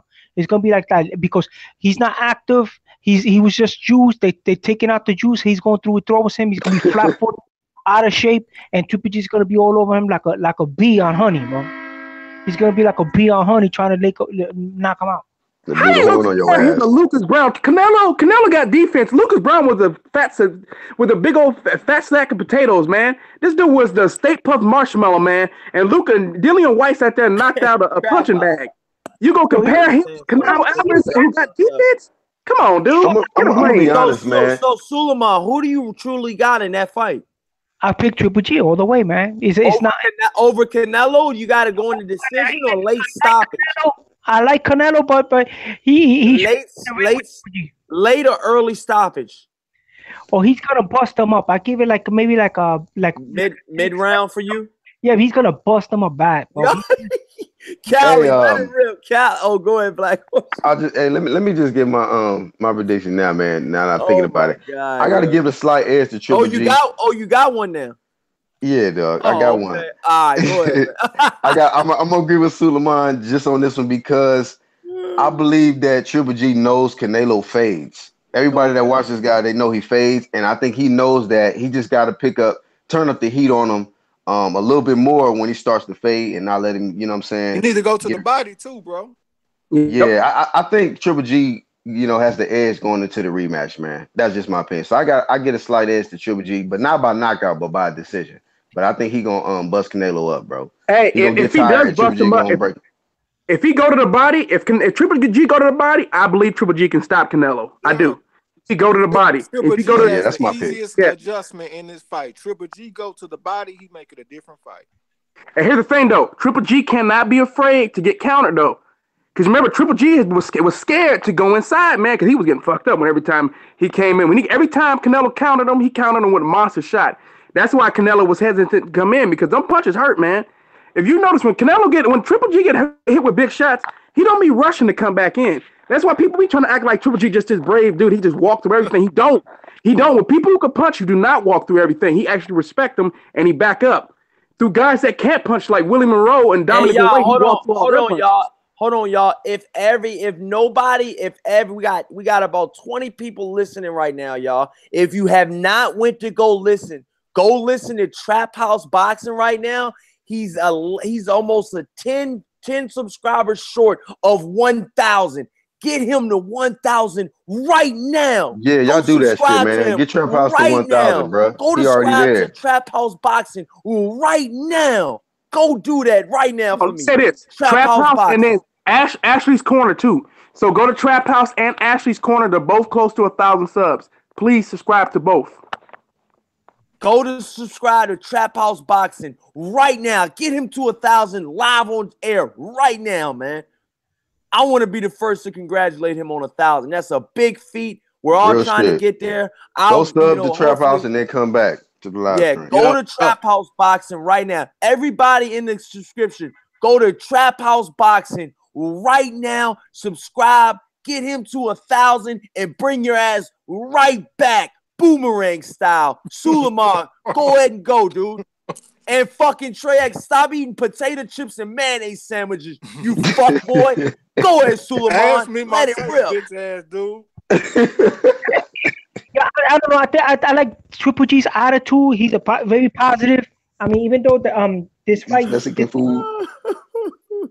persevered, got this all the odds and made it. They picked Vanes because Vanes was the only one candidate available for the situation in a short time, and the person that was available, hey man, I gotta do a post fight over here on Marlo shit, man. So I'm gone. He put the guy away, bro.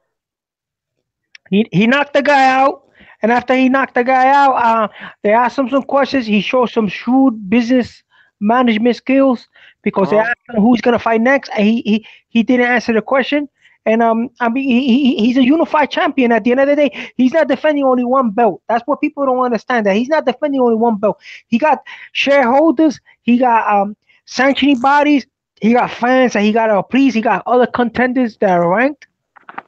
So these decisions are made in a boardroom. Alex Santos, man, I really appreciate that, man. I really do appreciate that, man. You guys understand what I'm saying, right? His opponents are picked by a high authority, not by him, and he has to answer to his trainer. No, he doesn't. He does not. They work for him. He is the boss. You understand in boxing that trainers, promoters, managers, they work for the boxer, not the other way around. They work for the boxer. He hires them. Remember that. He hires them. They don't hire him. He hires them. Okay, Khalid, let me ask you a question. Let's say if you were fighting, you want to come up, and you are average, you are like Kobe says, a D-class fighter. Like your record is 5, 26, and 3.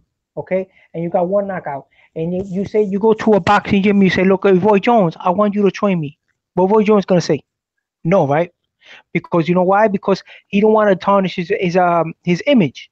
So same thing like this. Like this guy got him in there. He got him unbeaten. He got him knocking out people out. He got him fighting his style to the full capacity. He's not gonna let his top tier fighter lose a fight that he feels that he could wait and take another opponent. You know what I'm saying? He's not gonna let the top horrible analogy, bro. Horrible. Huh? I don't understand your analogy, man. That made no sense. I'm not trying to be funny either. Yeah, trainers don't full class, man. You on the railroad tracks and then you went off somewhere else to the Mojave Desert or something, bro. I don't know where the fuck you went. You say, boss, because you don't want to understand what I'm saying. If I'm a world class, no, I don't understand because it made no sense. That shit made no sense, bro. It made no sense.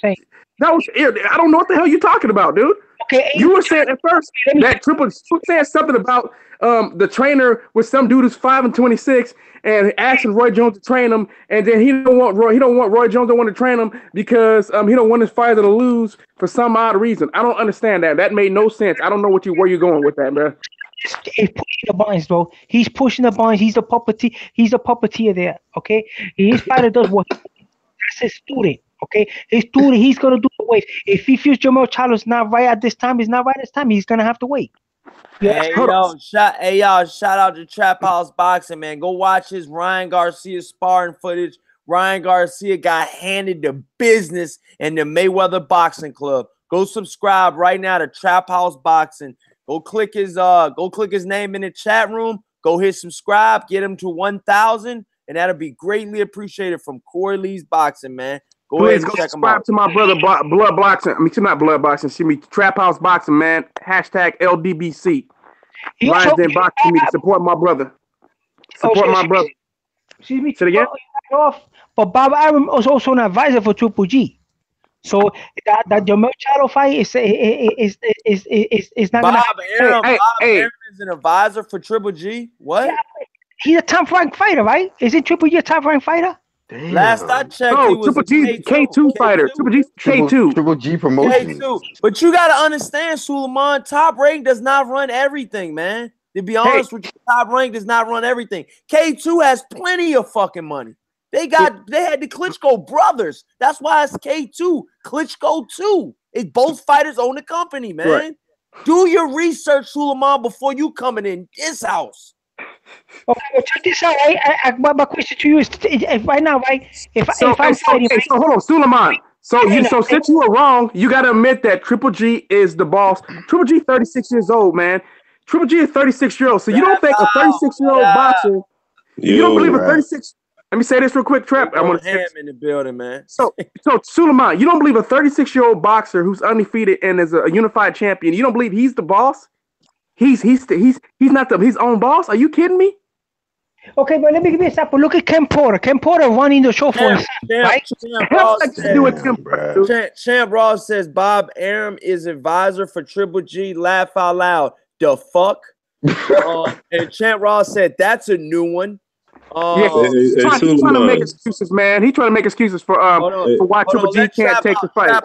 Trap House, welcome to the show, man. This is Trap House Boxing live in the flesh. Go subscribe to him again. Get him to 1,000, man. And Trap House, what do you got to say on the show, man? Suleiman's been letting it rip. What you got to say, dog? First of all, man, I'm going to say thank you, Corey, man. Everybody who shouted me out on the panel, man. Much love to y'all. Real talk. Much respect. Much love.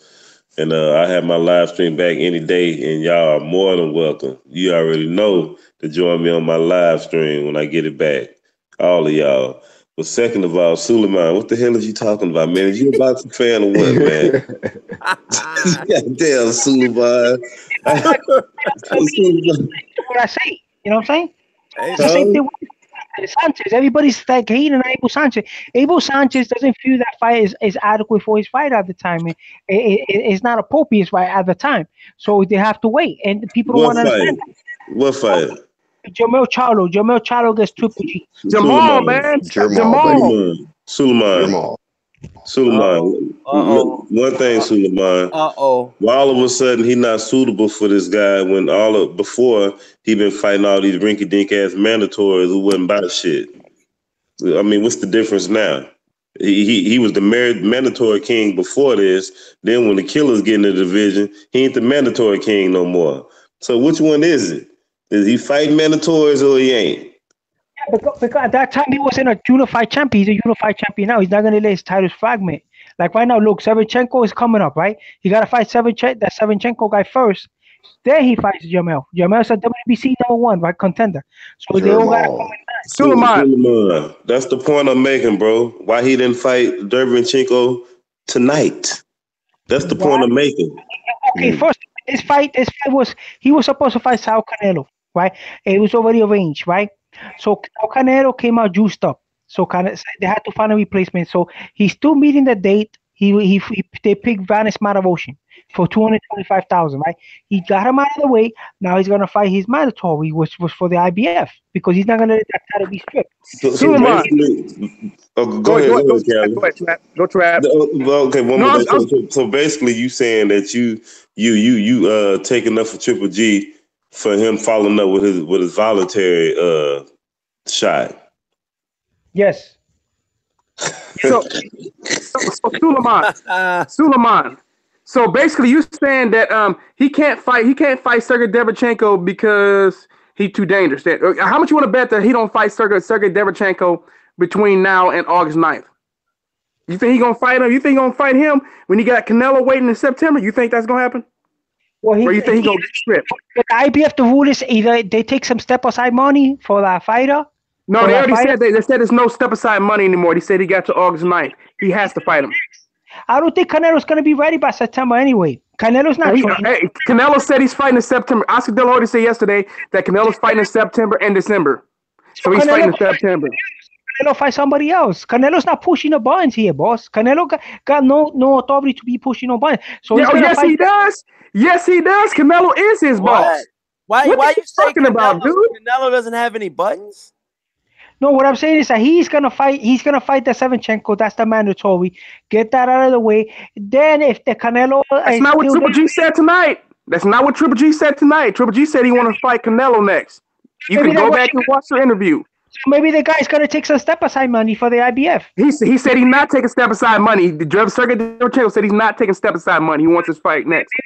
Win something, because what happened if he's gonna fight Canelo? He's not gonna let his title fragment. He gonna lose his IBF, man. That's what's getting ready to happen, and he's not gonna care because he don't want to fight any of the other guys. He want to take his payday and retire. That's a fact. I don't know, man. He's still young, man. He's still young. He haven't even touched 168 yet. He's young now. You were saying it was old like a few weeks ago. He haven't even changed him. Yeah.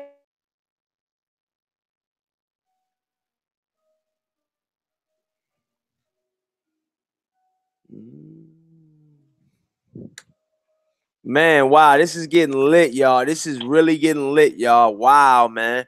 Trap House, you got anything to say to this shit that's going on? Trap House, anything to say, man? Suleiman's on fire right now. Man, what do you got to say, man? I'm just trying to figure out. Suleiman, you remember Trap House from last time? Trap House, I know. What you got to say, man? Yo, somebody keeps kicking me out of the chat, man. Somebody keeps kicking me out. I think it's Trey X. I think it's Trey X. Yo, why Trey X doing that to you, Suleiman? Hey, Suleiman, that's not what happened. You know what's happening to Suleiman? Suleiman keeps booting himself out so he can let Abel Sanchez put the information in his head. That's what's been happening. Abel Sanchez has been feeding him words. So you guys don't like Abel Suleiman, you're a Triple G fanboy, huh, man? No, I seen him on the come up, man. I seen when he fought guys like Suleiman, what come up? You remember when Triple G was coming up? When Triple G only had the IBO belt and then unified with regular WBA? That's his whole career come up, man. I seen how he fought. I see the kind of fighters he fought. I see how people avoided him. When he was the mandatory, people was running around. They wasn't fighting him. So he now that he's a unified champion, he's about to unify all the belts. They're making it very difficult for him. So you have Suleiman. First of all, Triple G been fighting bums. He only fought Canelo and Danny Jacobs. Second of all, I mean, come on, man. He's not about to unify all them belts. He is not gonna beat no damn Billy Joe Saunders. Come on, man. Triple G is not. First of all, he's not even gonna stick around to pursue that. He's trying to get this last payday so he can haul ass if Canelo give it to him. Because I don't believe Canelo fighting him in September. I believe Canelo's gonna fight Gary Spike O'Sullivan, and then he gonna fight Triple G after that. I don't believe he coming right back off a Condurall detox, a cold turkey, and gonna try his luck with Triple G. And the whole time, that's what he been using to help his stamina out the whole time. That don't make logical sense to me. I think that he gonna get a test run with Gary Spike O'Sullivan or somebody, and then he gonna try his luck with Triple G. That's cool. I agree with that, because what happened is this guy, what's his name? his brother. If anybody seen his brother Raymond Alvarez looks like a beast at 154. He just beat Jorge Paulo. Hey, Suleiman, Raymond Alvarez is trash. I thought he lost. Didn't he lose, man? That I don't know. I dude could is be trash, wrong. I could be wrong. Corey, I thought he he trash, lost. bro. Who is this dude? Raymond Alvarez? Has anybody heard of Raymond Alvarez? Trash, Canelo Corey. Alvarez's brother? Corey, That's trash. Corey. Hey, Suleiman, how good is he, man? Let me know. I heard Trap House saying he's trash, but how good is he, Suleiman? Let us know. He was an ex-NEBL champion. Okay, ex-NEBL champion. He beat Omar Chavez, and Omar Chavez knocked him out. Then now World Breaker, shout out World Breaker. He using that wrench early. You just got a wrench today, dude. You've been going ham today. Go ahead, Suleiman. Okay. He just became he was the NEBL champion. He just beat Jorge Payas Jr. He won 2 fights straight, right? 2 or 3 fights straight. So he's gonna get a title bout too. But he's older than Canelo. He looks like a little bodybuilder. So all those dudes you know what I'm saying? I mean, I don't know. You probably consider him a club fighter because. Hey, Suleiman, you've tried. I remember you were trying to say that Jaime Munguia was actually a credible fight. So you will say anybody's a credible fight as long as Triple G fought him, man. I've learned that from you. You also tried to co-sign this bullshit fight tonight when we were telling you it was a bullshit fight. Then you changed your mind on it after we had got on your head. I know you want to fight Jamal Charlo. It's gonna happen, man. Okay, it's gonna happen. I know you're gonna be going crazy when he fights him. That's what you want. It's gonna happen soon, man. He gotta fight his mandatory. Then he's gonna fight him next. So Trap, did you hear that though, Trap? He tried to co-sign that Jaime Munguia was a credible fight for Triple G at first, but can you believe that shit? Man, Triple G whole resume been looking like Jaime McGee. But Suleiman, listen to this, man. Answer this question. From what you've seen tonight and prior to what you've been seeing, knowing the fact that Triple G can only hurt welterweights and junior middleweights, are you impressed with this shit that you in love with? Okay, are you really impressed? Can I answer that? When I interrupt you, okay. I think all the fighters are coming up in weight. Jamal Charlo is at 154. He moved up. Or at the end of the day, that's what happens. Okay, even in old times, guys were coming up from the welterweight division. Sugar Ray Robinson, he was a welterweight. Okay, all these guys are on the come up. So what he's doing is normal. He's not doing nothing. No, Suleiman. It's a difference because he's not fighting the best guys that's moving up. It's a difference. He's fighting bums. He's hand selecting bums that's moving up, or he's hand selecting guys that's 2 weight classes under him to where it's next to nothing, no chance. Come on, bro. Let's be real. Suleiman, are you still talking? What are you talking now, Suleiman? Hey, Corey, let me piggyback on what Trap just said real quick. So, Jaime Munguia started off at 140, bro.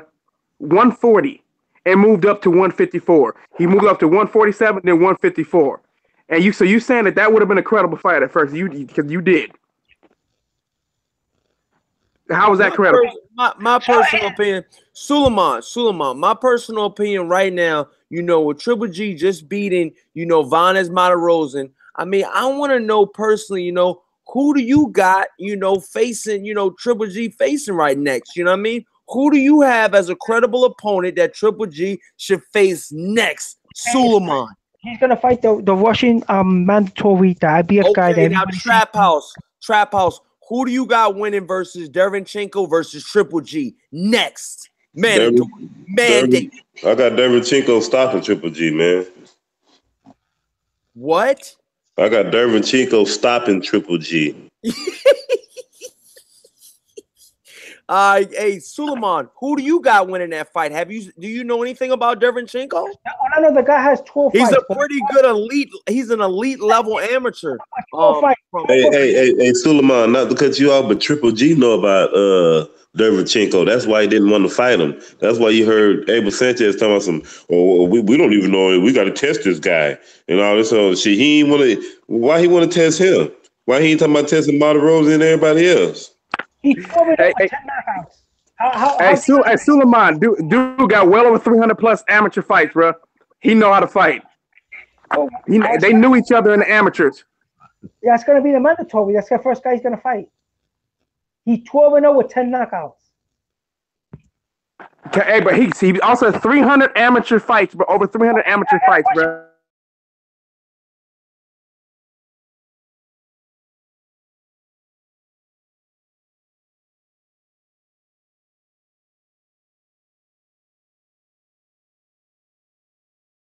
Yeah, Google. So what happened now? Oh, what happened, Suleiman? Where'd you go? Yo, somebody keeps booting me out of the chat, man. Hey, man, everybody got booted, man. That's just the system, Suleiman. Nobody's trying to hate on you. If the guy has 300 amateur fights, he's 12-0 with 10 knockouts. Now, I mean, who do you got winning? Break the fight down, Suleiman. Okay, I mean, that fight is going to stop Triple G. It's not how fight happens, but what I'm saying is that these guys are little prima donnas, right? He wants to get the title on a vacate, right? So now, if you offer him no, he wants to fight Triple G. He wants to fight Triple G. He tried to fight Triple G on short notice on Cinco de Mayo. Okay, so how much you gonna pay that guy? Yes, he did. Yes, he did. Yes, he did, Suleiman. I can vouch for that. I'm not trying to take sides. I'm trying to be a good moderator. I'm trying to, even it out. But I'm being honest with you. Lou DiBella said that his team was ready and willing on video, willing and ready to fight Triple G on Cinco de Mayo. So no, Vanes Martirosyan was not the only fighter that was available. That was a lie from you. If they offer him $500,000 and he turns it down, then what's happened? They take him off the rankings, right? Turn it down. They said they weren't asking for too much. What Lou DiBella words was saying is that they saying that they weren't gonna price themselves out. That's his exact words that came out of his mouth. And I believe him. I believe Lou DiBella. He looks like a stand-up man to me, man. And let me tell you what happened, Corey. I'm being honest with you, man. I'm being completely honest with you, Suleiman. Sometimes you got to read before you open your mouth, man. I'm just being honest, man. And Corey, let me tell you something to piggyback real quick, man. And when Vanes and Triple G finally did their first press conference, Triple G looked at Vanes and said, "Thank you, man, for coming to fight me because he didn't want to have to deal with all the mother cats." I thought you was out, Callie, but you back? All right, good job, man. But what you say, Trap House? He looked at Martirosyan and he was like, "Man, thank you, like, woo, thank you, bro, for taking this fight because I ain't want to have to deal with all that other shit outside of this." They look like didn't they? That's another thing too, Suleiman. You gotta understand some of these, politics in boxing. I knew, something was funny about the Vanes Martirosyan, and all of my doubts and all of my thinking was initially proved when I seen both of them hugging and dapping up and talking in the fucking press conference in the workout, the media workout. Normally, when two fighters are ready to fight, the media workout, they're separated. They don't see each other. It was almost like their media workouts were together. I mean, it's like, what the fuck? Do we have any type of beef in this fight or anything? He was there. God damn. He was there to lay down and collect the paycheck, man. That's exactly what he was there to do. Damn. Well, he was there to make Triple G look good, to get people excited about him again, so he can get another knockout on his record. But the reality is, Vanes Martirosyan at this time is a bum because he's never fought at that weight class and he hasn't fought in 2 years, and he's coming off a loss. So to me, he's on bum status. For that reason alone. Hey, please like and subscribe, y'all. Come on, man. And Triple G, he could have took all those dudes who wanted to fight him on Cinco de Mayo and said Billy Joe Saunders offered Triple G if he just want to move the fight back to June, that they could have fought for undisputed. Triple G said no, because Triple G don't want to fight. Triple G want to make sure he can make it to the Canelo Alvarez fight. So I'm hoping that it would be awesome if Canelo told him, "You ain't getting to fight this year. You get to fight maybe next year or whenever I feel like I can give you a fight." Then Triple G would have to make a decision whether he's going to retire or he's going to have to fight them killers first. But the problem is Canelo don't want to fight them killers either, really. So he going to fight Triple G too. He talking shit, but he wants to fight just as bad to keep himself just as safe. No, Canelo got options, bro. He got more than Triple G. Canelo can go play around and stir up the pot with Saddam Ali's and all those guys, and he can go. Right, Saddam Ali's right. You're right about Gary Saddam Ali. Sullivan. That's an in-house fight, so he got just a little wiggle room to play with versus Triple G. Triple G is banking on Canelo because if Canelo don't bail him out, He gonna have to either vacate and retire or throw himself to the wolves. Yo, if you he's saw gonna be phenomenally. Or he can't win no belt. He can't win no belt at 160 though, man, without going through going through Triple G, because his team already said they ain't gonna fight no Billy Joe Saunders. He'll get embarrassed by Billy Joe. So we know that he ain't gonna fight him. So he gonna have to fight Triple G if he want a belt. Canelo really don't need a belt if he just worried about be honest money, with y'all, man. What do y'all guys think, man? I mean, my personal opinion is there's only the Canelo fight for Triple G next, or there's the Derenchenko fight next. Both fights are not easy fights for Canelo, and both fights for Triple G, 9 times out of 10, won't end up in 2 rounds like Bonas Martirosyan. I don't got Triple G blowing any of those guys out like he just did tonight, okay? Those would be fan-friendly fights. Those would be fire fights, and those would be he'll be in the ring with guys that are fighting back for all 12 of them, if not shorter. And he'll be in the ring with guys. If he blows out Derenchenko in 2 rounds, he got my full respect. What about you, Trap House? If he dominates Derenchenko, does Gennady Triple G Golovkin have Trap House Boxing's respect? Yeah, he'll get my respect. If he blow out Derenchenko, he'll get some of my respect. Real talk. He'll get some of it. He ain't gonna do that. What about you, Cali? If he blows out Derenchenko, does Gennady Triple G Golovkin have Cali Enigma's respect? Hell yeah. And to me, after that, if he do that, that proves to the point that he can actually go fight the guys at the top level. But let's be honest, he ain't gonna blow out them dudes, and he don't even want to fight them right now. So I ain't even worried about that.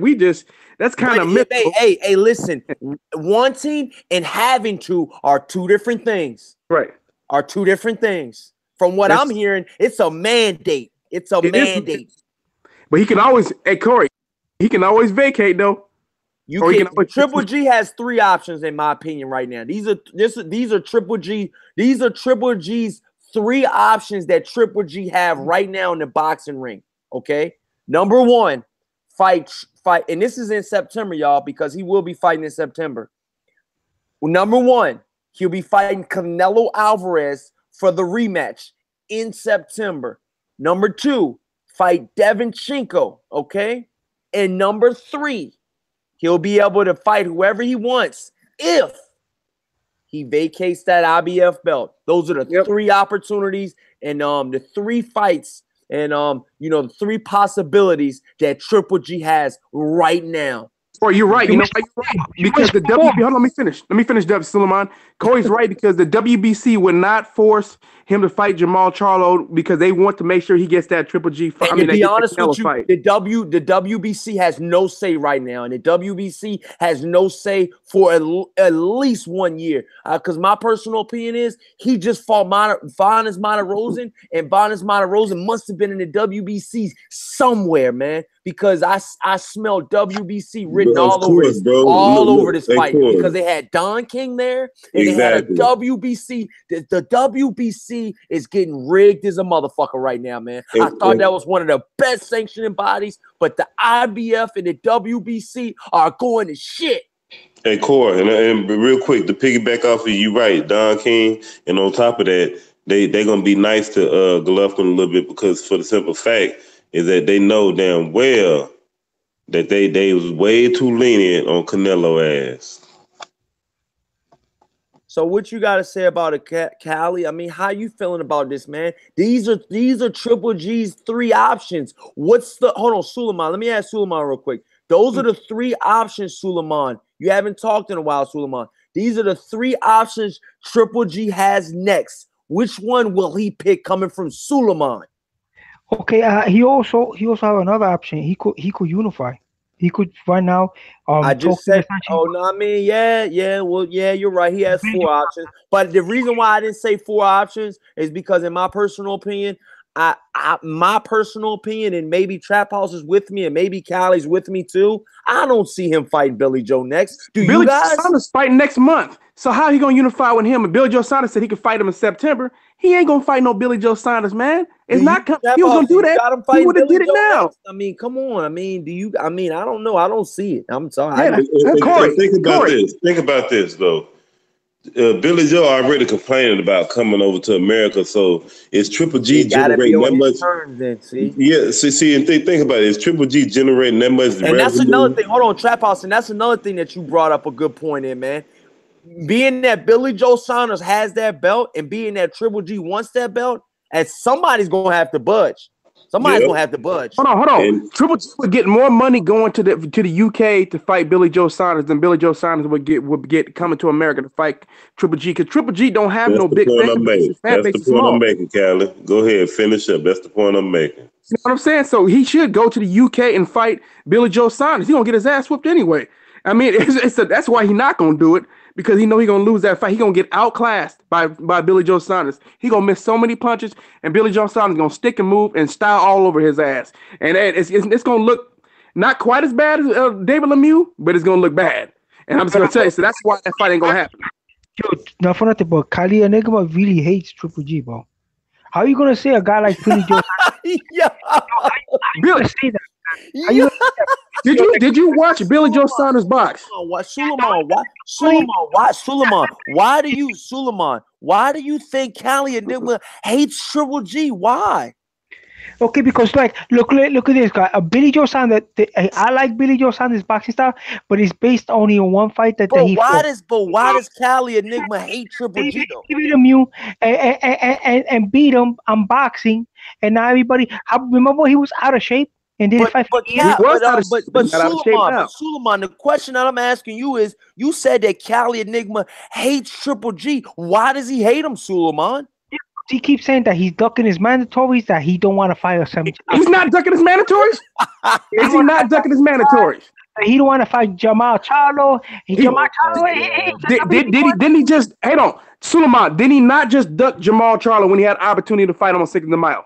Is that not a duck? $25,000, man. They're not gonna fight for two. He got they offered him up to fight. Triple G said no. It wasn't fam. He declined them right away.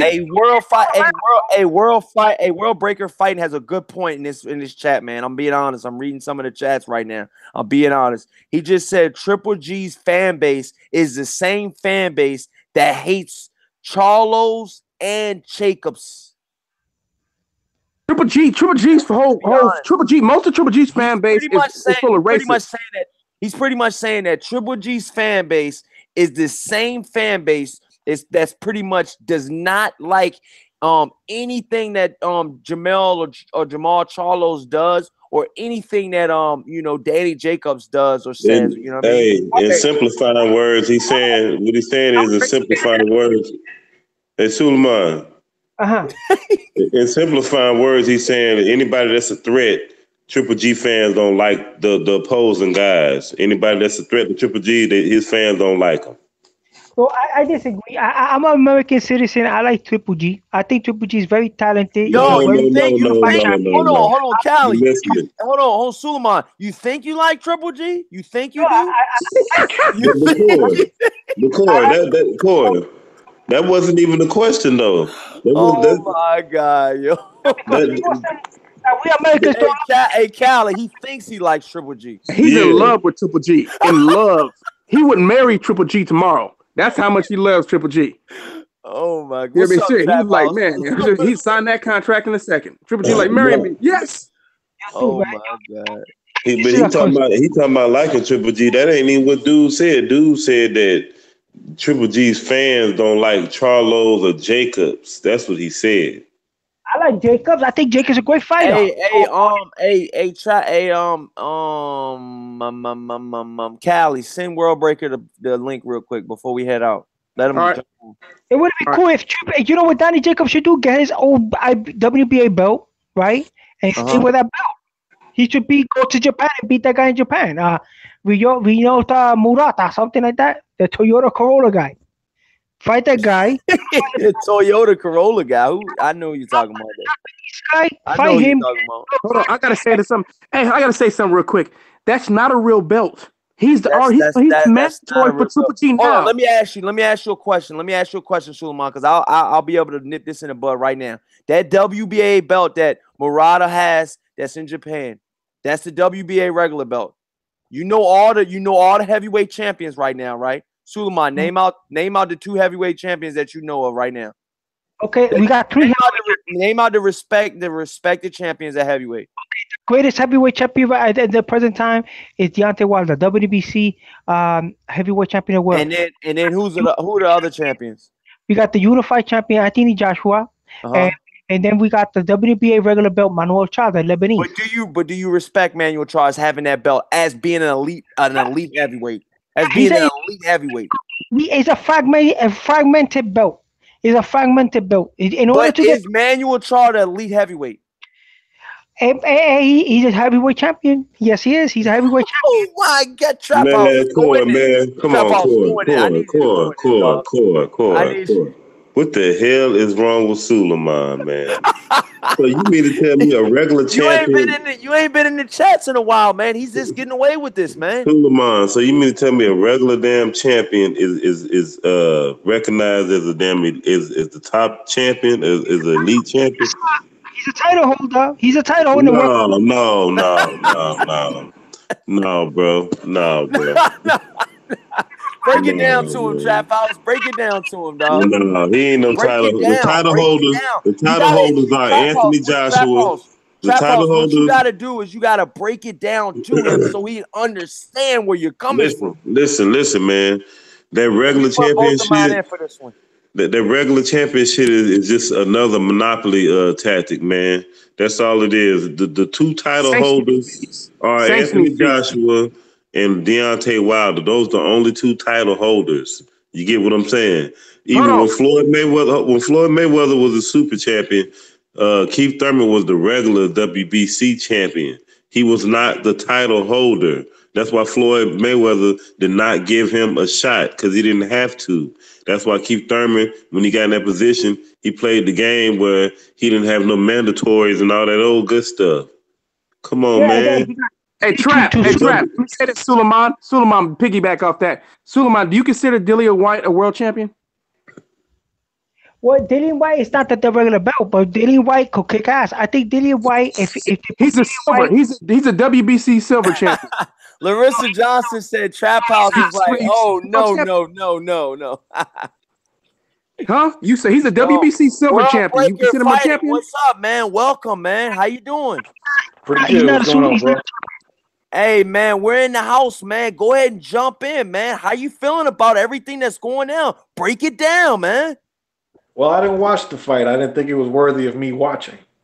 Well, I can understand, man. Yeah. Well, listen, I mean, if I want to see somebody fight kindergartners, I could go to school and watch somebody fight kindergartners. You know, the bottom line is this guy's resume proves that he's a fearful guy of competition. You know, you can't go through 97% of your career fighting no names, and he doesn't even have has-beens on his resume. He has no names on his resume. Then you fight 2 undersized guys, one guy 2 weight classes down with a 3-week notice. Then another guy who's had to steroid up to get to 160, and then another guy actually beat you, but he was given a loss so you can make the fight with the bigger name. He doesn't have a resume, and his actions dictate that his resume is weak. Bottom line, and how he attacks things. Period. You guys who attacks things? Triple G and his team. So you pretty much feel like Triple G right now is not the elite middleweight that everybody's charming for and chatting about. No, it's a marketing ploy. If he's an elite middleweight fights the best competition. You know, HBO.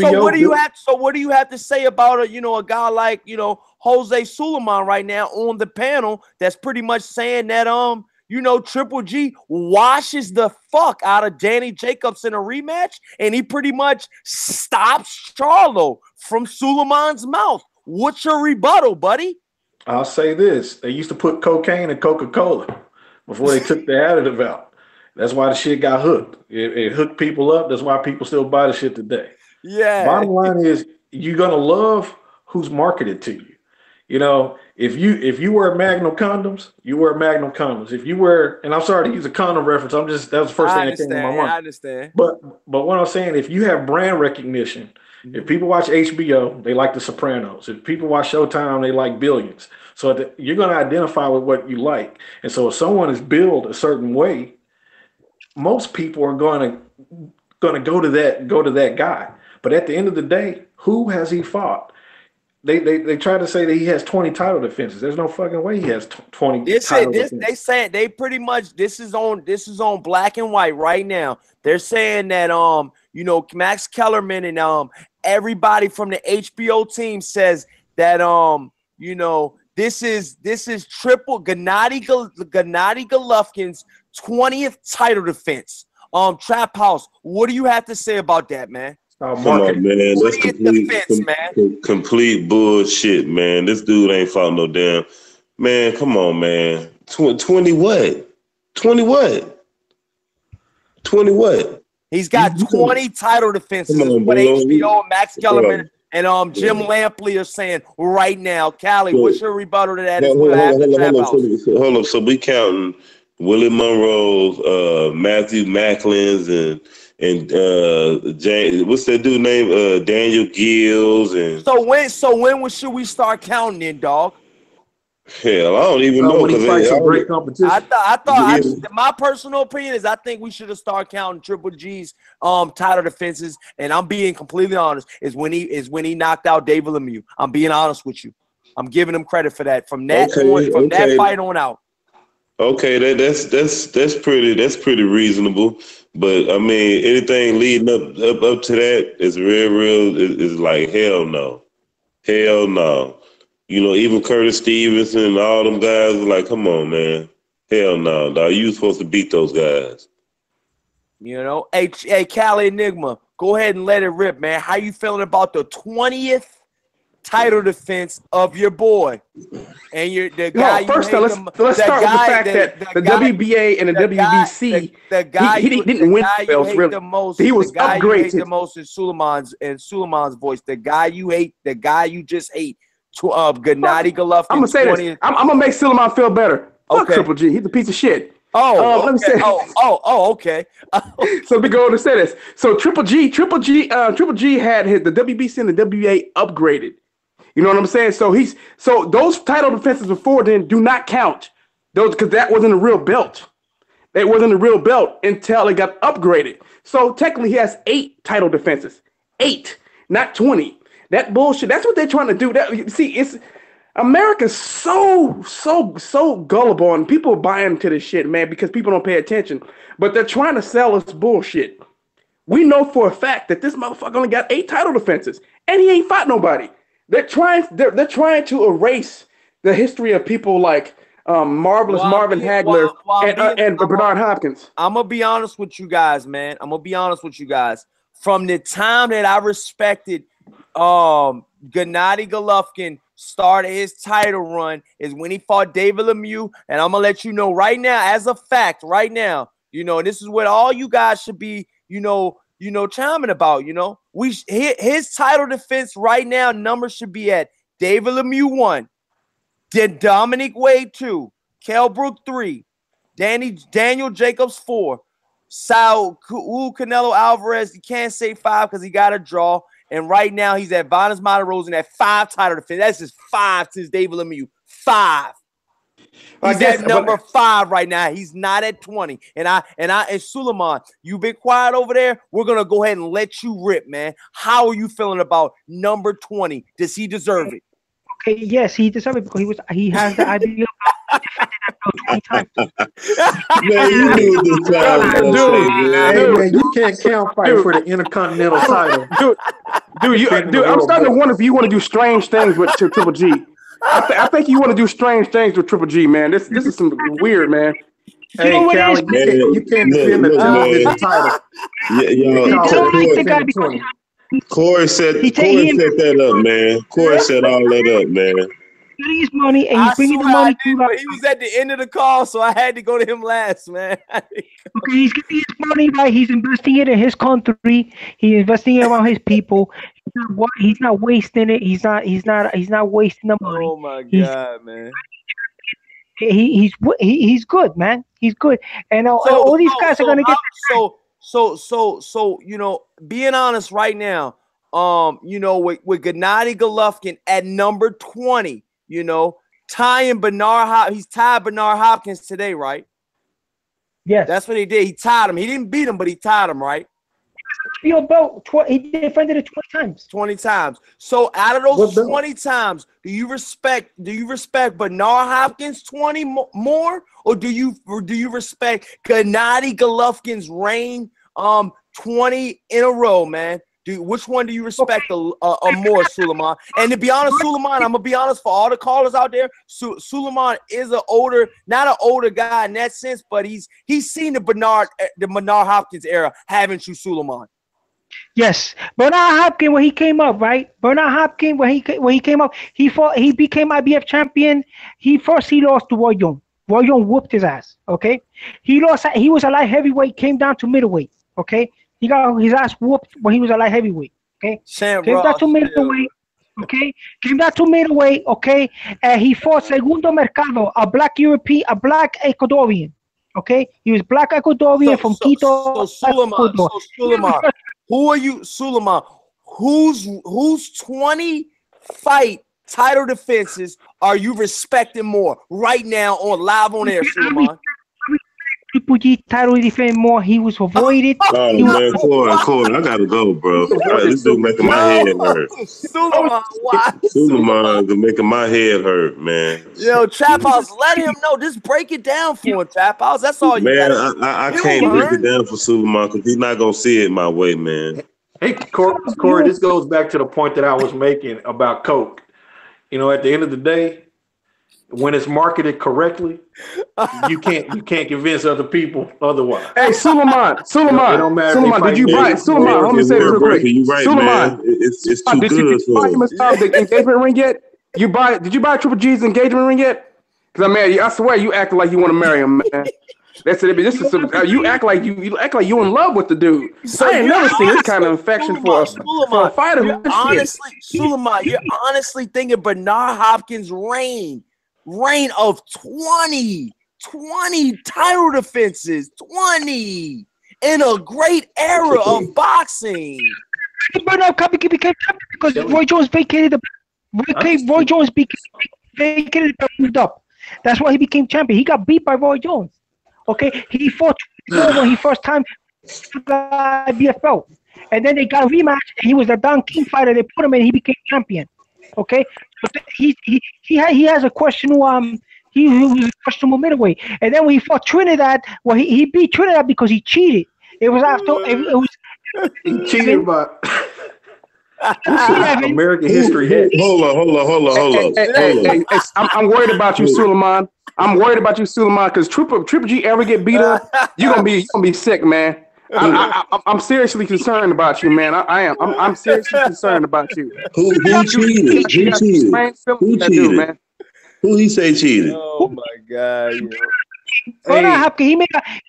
He made in a promotion for the fight, and then this guy was not training. Trinidad was not training because 9/11 happened, right? They didn't give enough training. They didn't want to postpone the fight. He was making an ass of himself. And then he luckily beat Trinidad. They didn't even let Trinidad train for that fight. He was stuck in New York City. Nick Diaz just said in the chats, he said, see, Triple G haters can't debate facts otherwise. Oh, I can drop some facts. They just label you a Triple G lover. Nick Diaz says it's not hate. That's the thing. Nick Diaz says Triple G haters comeback is Coke. Still no facts. Well, that means he's not listening. Damn, Nick Diaz in the chat. Who wins? Roy Jones is not listening, man. Who wins? Roy Jones hasn't brought a fact to the table about Triple G. Who wins? Roy Jones. Who wins? Roy Jones or Triple G? Roy Jones out there. Roy Jones. Triple G beats Roy Jones. Hold on, what'd you say, Triple G? I can't hear you. What'd you say? He said Triple G. What'd you say, Suleiman? I can't hear you. Roy Jones will win because Roy Jones he had blinding speed to throw. He was a fast dude. I don't think he'll win because this guy be an all because at that time, he had blinding speed. He was a very gifted middleweight, man. He was a gifted middleweight. He beat all those guys, man. Triple G and Marvin Hagler. Triple G and Marvin Hagler. No, Triple G will fuck Marvin Hagler's ass up. What? He will beat him up. Triple G and Marvin Hagler. Triple G will beat Marvin Hagler's ass because Marvin Hagler takes a lot of cocaine. Marvin. Oh my God, yo. This on some crack rock shit right now. So.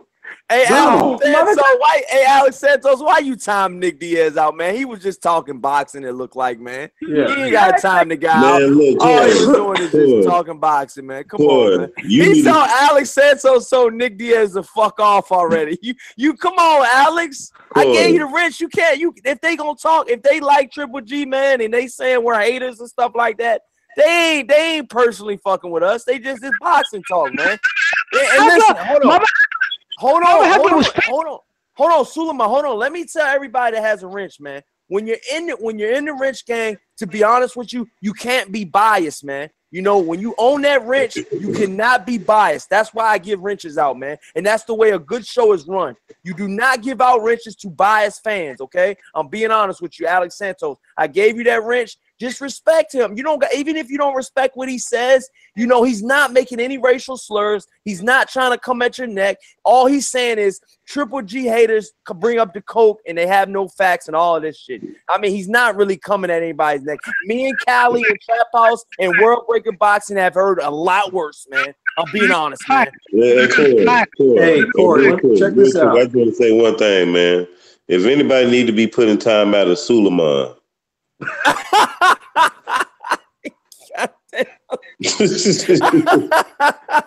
Marvin, Triple G better than Marvin Hagler. Triple G better than Marvin. Stop. God damn, Trap House. He would be embarrassed. It would be embarrassing to be by the Triple G because he gets hit a lot. He gets hit a lot. He gets hit a lot. He ties you out. Look what he did to Tommy Hearns. Look what he did to Sugar Ray Leonard. Alex Santos said, all right, but it sounded like he was trolling. My bad. You go all good, Alex Santos. Just keep doing what you're doing. I've been seeing you in the chat. You really are doing good. But like I said, man, sometimes they do get on our nerves. But like I said, man, they still watch. They still bring up their facts about their boxers. That's what makes the show interesting. If everybody agreed with you, the show would be suck. Hey, Corey, I always pose this question to people, man. Name 5 top middleweights that Triple G fought. Name 5, because I can name 10. David Lemieux. David Lemieux. No. I'm saying, listen. Hear me out.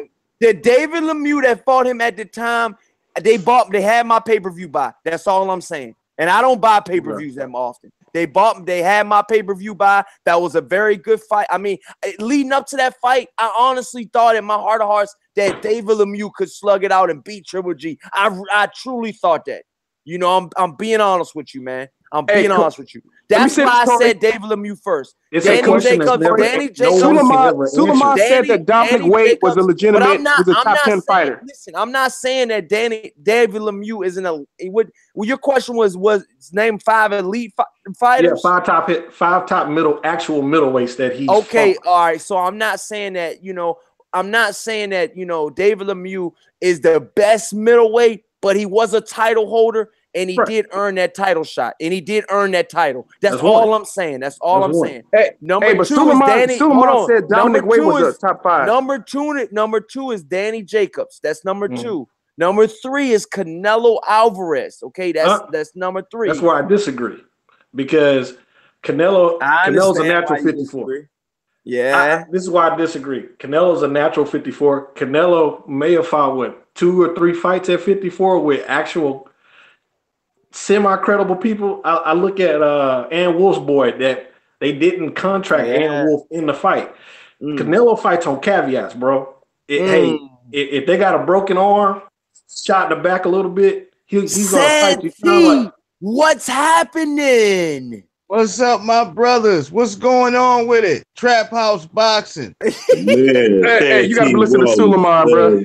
All right, what's up, homie? Hey, Sansi, how y'all doing, man? Have you been listening, Sansi? No, man. I got an opportunity to get all the riffraff out the way, and the whole house is asleep. So, yeah. Hey, listen, Suleiman has been going nuts all night, man. He's been going on ape shit, man. He's not been giving a fuck what you say, and he just been saying whatever the fuck comes to his mind, man. Hey, Corey, let me say it. Corey, let me say it. Hey, Callie, to catch Santi up, catch him up right now, briefly. Okay, he said that first thing, Triple G's better than Marvin Hagler. He said that Triple G's 20 title defenses is better than Bernard Hopkins because he said it was better than Bernard Hopkins, and he did say why. But go ahead. And he said, hold on, and he said that Triple G doesn't fight his mandatories anymore because they want too much money. And last but not least, Santi. I'm gonna ask Suleiman this right now, and I'm gonna ask him live on air so you can't hear him, Santi. So it'll bring you up, and then you'll be able to rebuttal. Suleiman, who wins between Danny Jacobs and Triple G right now? Okay, Triple G will beat him. He will beat him. He will beat him bad. He will punish him in there. He will bust him up, and possibly Danny Jacobs will quit from the beating he'll get. Oh, wow. So that's number one. Number two, Charlo versus Gennady Golovkin. Suleiman, who you got? Okay, it'd be a chess match for the first couple of rounds because this guy's a young thinking fighter. He waits for a counter. He waits for you to open up so he can counter. But Triple G be ready for that. He disrupt him with his jab. Be very careful with Jamal Charlo's jab. So how does he win? Suleiman. Okay, he takes him. You need to get some rest, dog. You need some sleep. You need some sleep. All right, go to bed.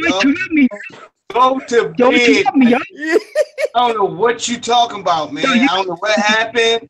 I don't know what. Look, man, I'm tired myself. You need some sleep, dog. Hey, please. Well, somebody got to come up off their screen. That's serious. Somebody trying to hear that grade A bullshit, man. It's garbage. You know better than this, Suleiman. You know better than this shit, man. It's cherry picking. You know it's cherry picking. It ain't cherry picking.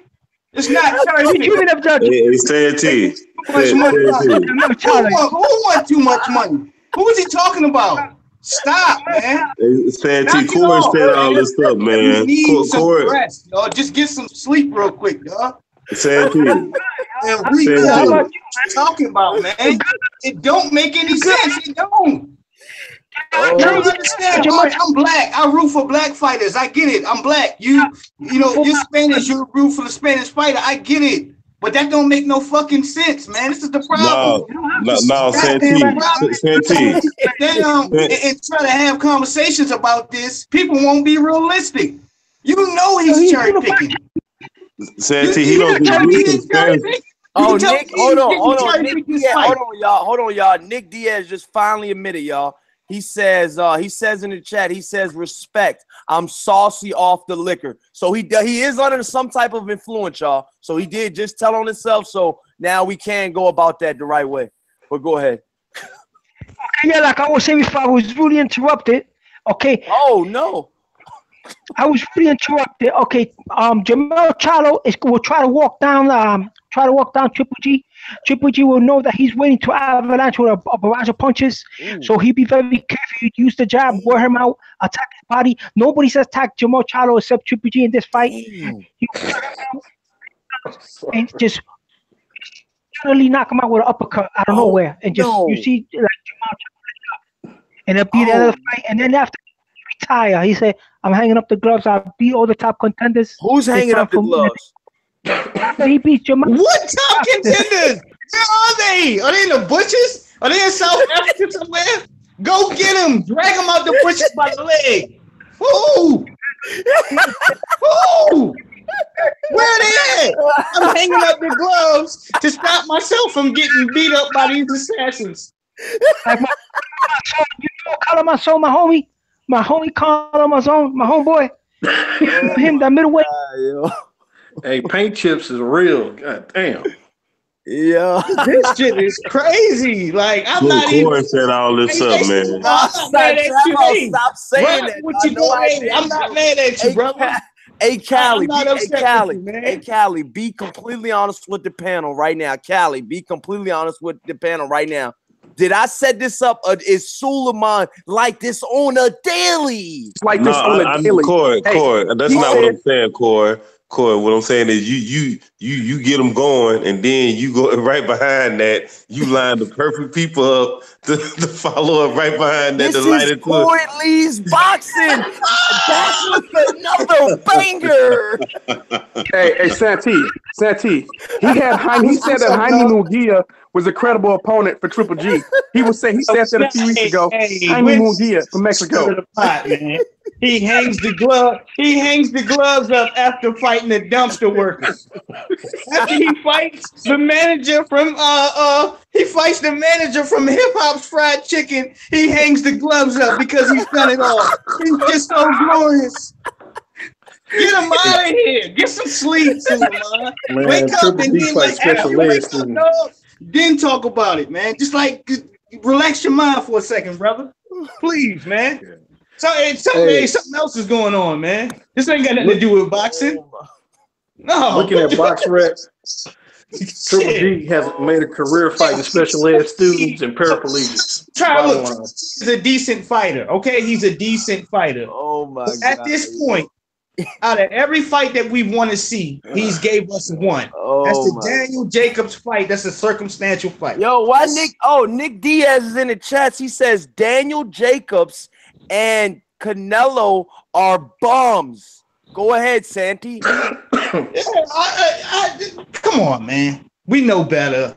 And ain't no sense. I'm not gonna go at Suleiman's head because he understands what he's saying. I'm not going to say anything about his mental state. I'm not going to say nothing. Suleiman, do you understand what you're saying? Yeah, what I'm saying is that he's a legend. Triple G is a weapon. Oh my God! He's a legend on HBO and shit else. Oh my God! Hey, I can't change his mind. He feels like Triple G is a local legend. You was about to pick Triple G over Roy Jones until I got on your head. You was ready to pick Triple G over Roy Jones. You wrong with it, bro. And once I got on your head, did you change your mind? Triple G not even a toxic. I still can't believe he picked Triple G over Bernard Hopkins, though. He picked Triple G over Marvin Hagler. Marvin Hagler. You got him over Tommy Hearns too, right? Hey, Suleiman, who wins? Tommy Hearns, Triple G over Julian Jackson, Gerald McClellan. No, he got knocked out by Quincy Taylor. Taylor knocked him out. He's bringing back to you, Santi. Oh no. Man, Quincy Taylor knocked out. Who has Triple G's never had a villain? He's never had anybody that matches him. Hold on, Suleiman. What are you saying, Suleiman? You're breaking up. Get your mic fixed. What are you saying, Suleiman? He needs some sleep. He's tired. He needs some rest. That's what he said. Oh shit! Smash that like button. Subscribe. Go ahead, y'all. Because of Triple G. I would have loved to see Triple G get Julian Jackson to see how he holds up to that kind of power. I would have loved to see Triple G stand up to that kind of punch. Look, man, he couldn't fuck with Julian Jackson, Gerald McClellan. He couldn't beat none of them. He probably couldn't beat Nigel Benn or motherfucking Eubank. He couldn't beat Jorge Paez, bro. He can beat the gas station attendant up the street from me at Sunoco. He definitely could work him over. Hey, gloves up. Joe Calzaghe or Triple G? All time. Joe Calzaghe or Triple G? That's a difficult one. Joe Calzaghe never was a middleweight. He was a super middleweight. So that's not a question. Let me ask you again. He was a super Calzaghe or Triple G? So Suleiman, what we're trying to... He said he could beat anybody from 160, 154 to 168. Suleiman, what we're pretty much saying right now is, after we said, where does Triple G go right now? Where do you personally think Triple G will be going next? What will his next fight be? Okay, he's gonna try to unify. He's gonna do the mandatory, the IBF mandatory, right? Because who is gonna fight? Derevchenko next? Yeah, Derevchenko, and then he's gonna unify. By the time he unifies, he's gonna beat him. After he unifies, he beats this guy, this pretender from the UK. No, I'm saying, that's running around saying that he's all that. No, I'm saying, do you got him beating Derevchenko? What did you say about that? Yes, Derevchenko only has 12 fights. Oh. 12 fights. Oh, okay. He only has 12 fights. Okay, he beats him. And then after that, he unifies with Billy Joe. Trap House, what you got to say about that, man? He's saying he's beating, he's pretty much walking through Devinchenko. I mean, he just went right over him. The Triple G is not doing none of that, what he said he doing. Triple G is waiting on Canelo, and after that, he's leaving. That's it. He's not trying to stick around and fight none of these other guys. The dude is banking on Canelo. I wouldn't be surprised if he vacate. I'm trying to tell y'all, man, the dude don't want to fight nobody but Canelo. He want to payday, and he don't want to fight. Hey, thank you, Larissa, for watching. Thank you. Yo, Corey, let me ask you this. When did Triple G become Paul Bunyan? He could have fought Sergey Devinchenko. What'd you say, World He could have fought Sergey Devinchenko today. When did Triple G become Paul Bunyan? Again, I gotta emphasize his fucking marketing is HBO marketing is almost on the level of De Beers. When the motherfuckers didn't used to buy diamonds were not expensive back in the day. And once De Beers started marketing diamonds by not using their name, diamonds became the go-to for engagement rings. It's the same thing with Triple G. Bottom line, he's this myth, he's this legend, he knocks motherfuckers out, but he fights tomato cans. You can't, no one can come to the table and tell me he doesn't have a Sugar Ray Leonard he's fought 2 or 3 times. He doesn't have anybody. He's walked his whole career through bullshit. And so now that the shit has come to him, he's nowhere in town. He can't wipe his ass. He can't give you answers during a fight. During the post-fight interview. He's backed away from everything. So World Breaker, if Gennady Golovkin fights his mandatory, the IBF mandatory, Devinchenko versus Gennady Golovkin, who do you got? Break it down. I haven't seen Devinchenko fight, but from what I hear, that's an honest opinion. From what I hear, he's level.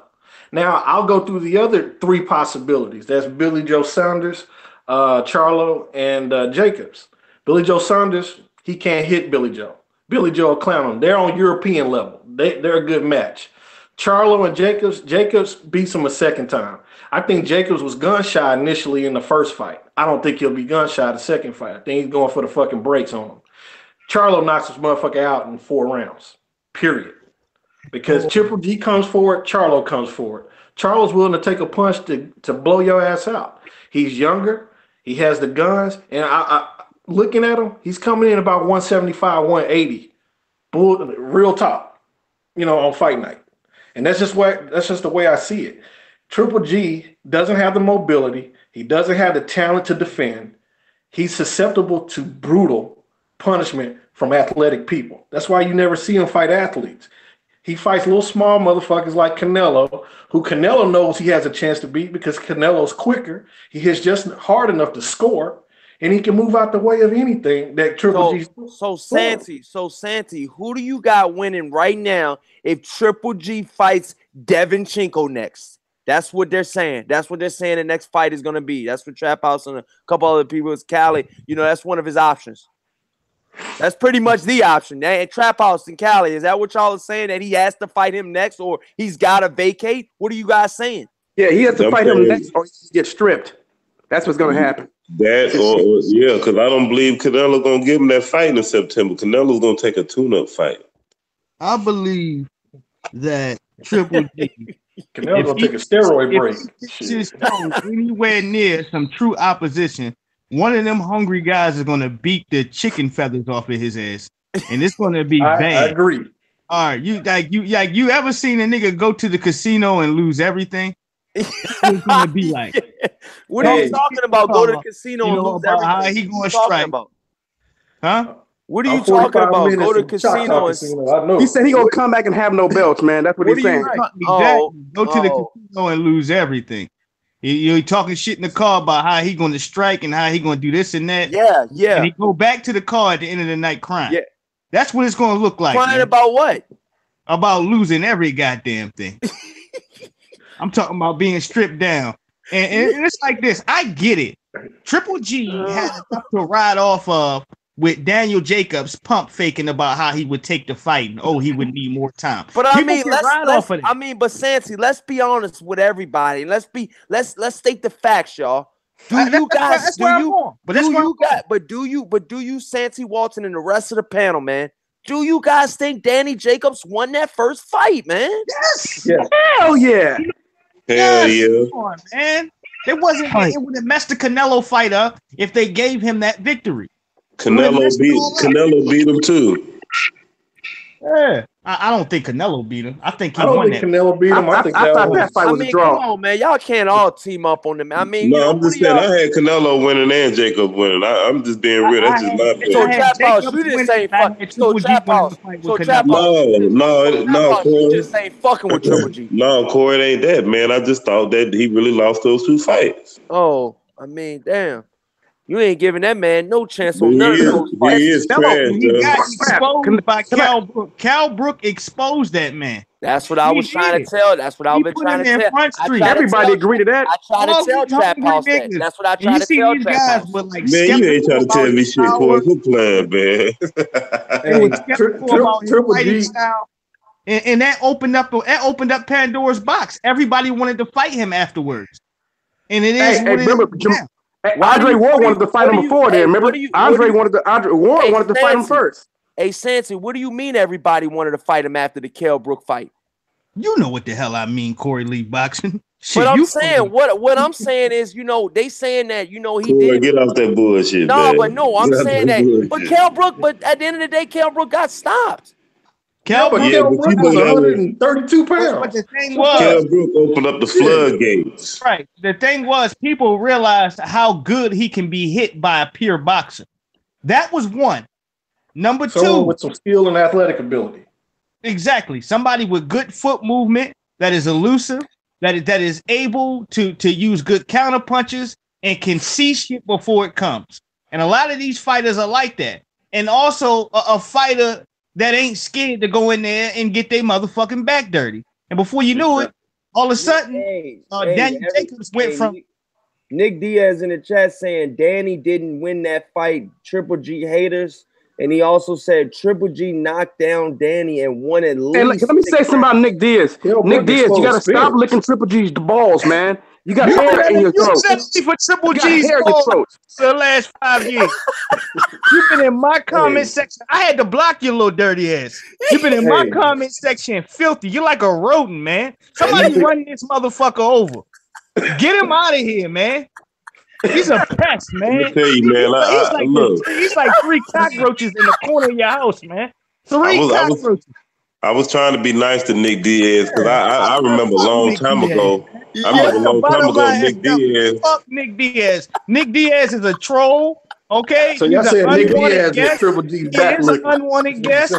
He's a pest. Okay. He's a skunk, raccoon, a possum.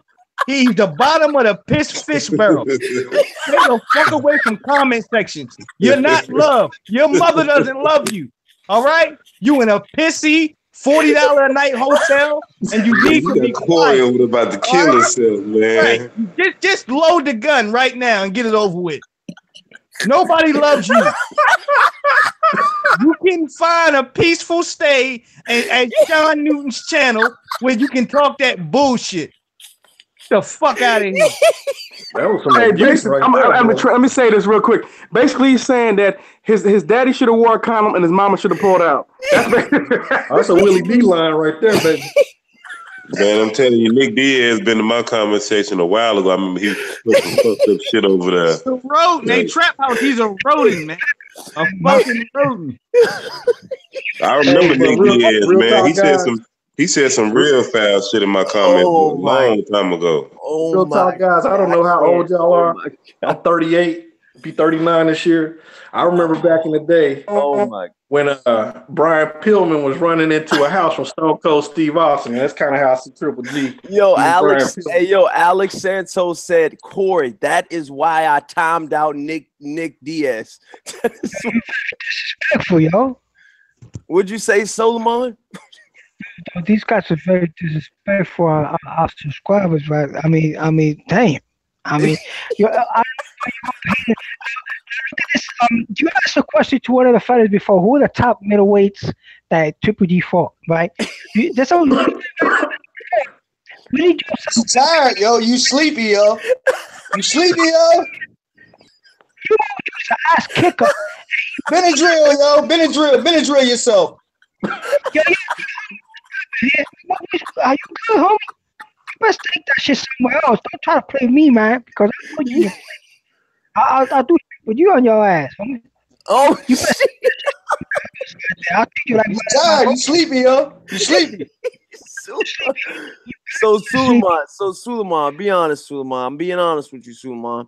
Why are you so far on Triple G right now? Like nobody sees what you see in Triple G, man. I'm being honest. Nobody. Look, not even the ones that thought he won some of the close fights. He said Willie Mo. Hold on. Listen, this is my prime example, and I'm gonna let y'all rip, man. Listen. David Haye was 37 tonight, man, and Father Time caught up to him, man.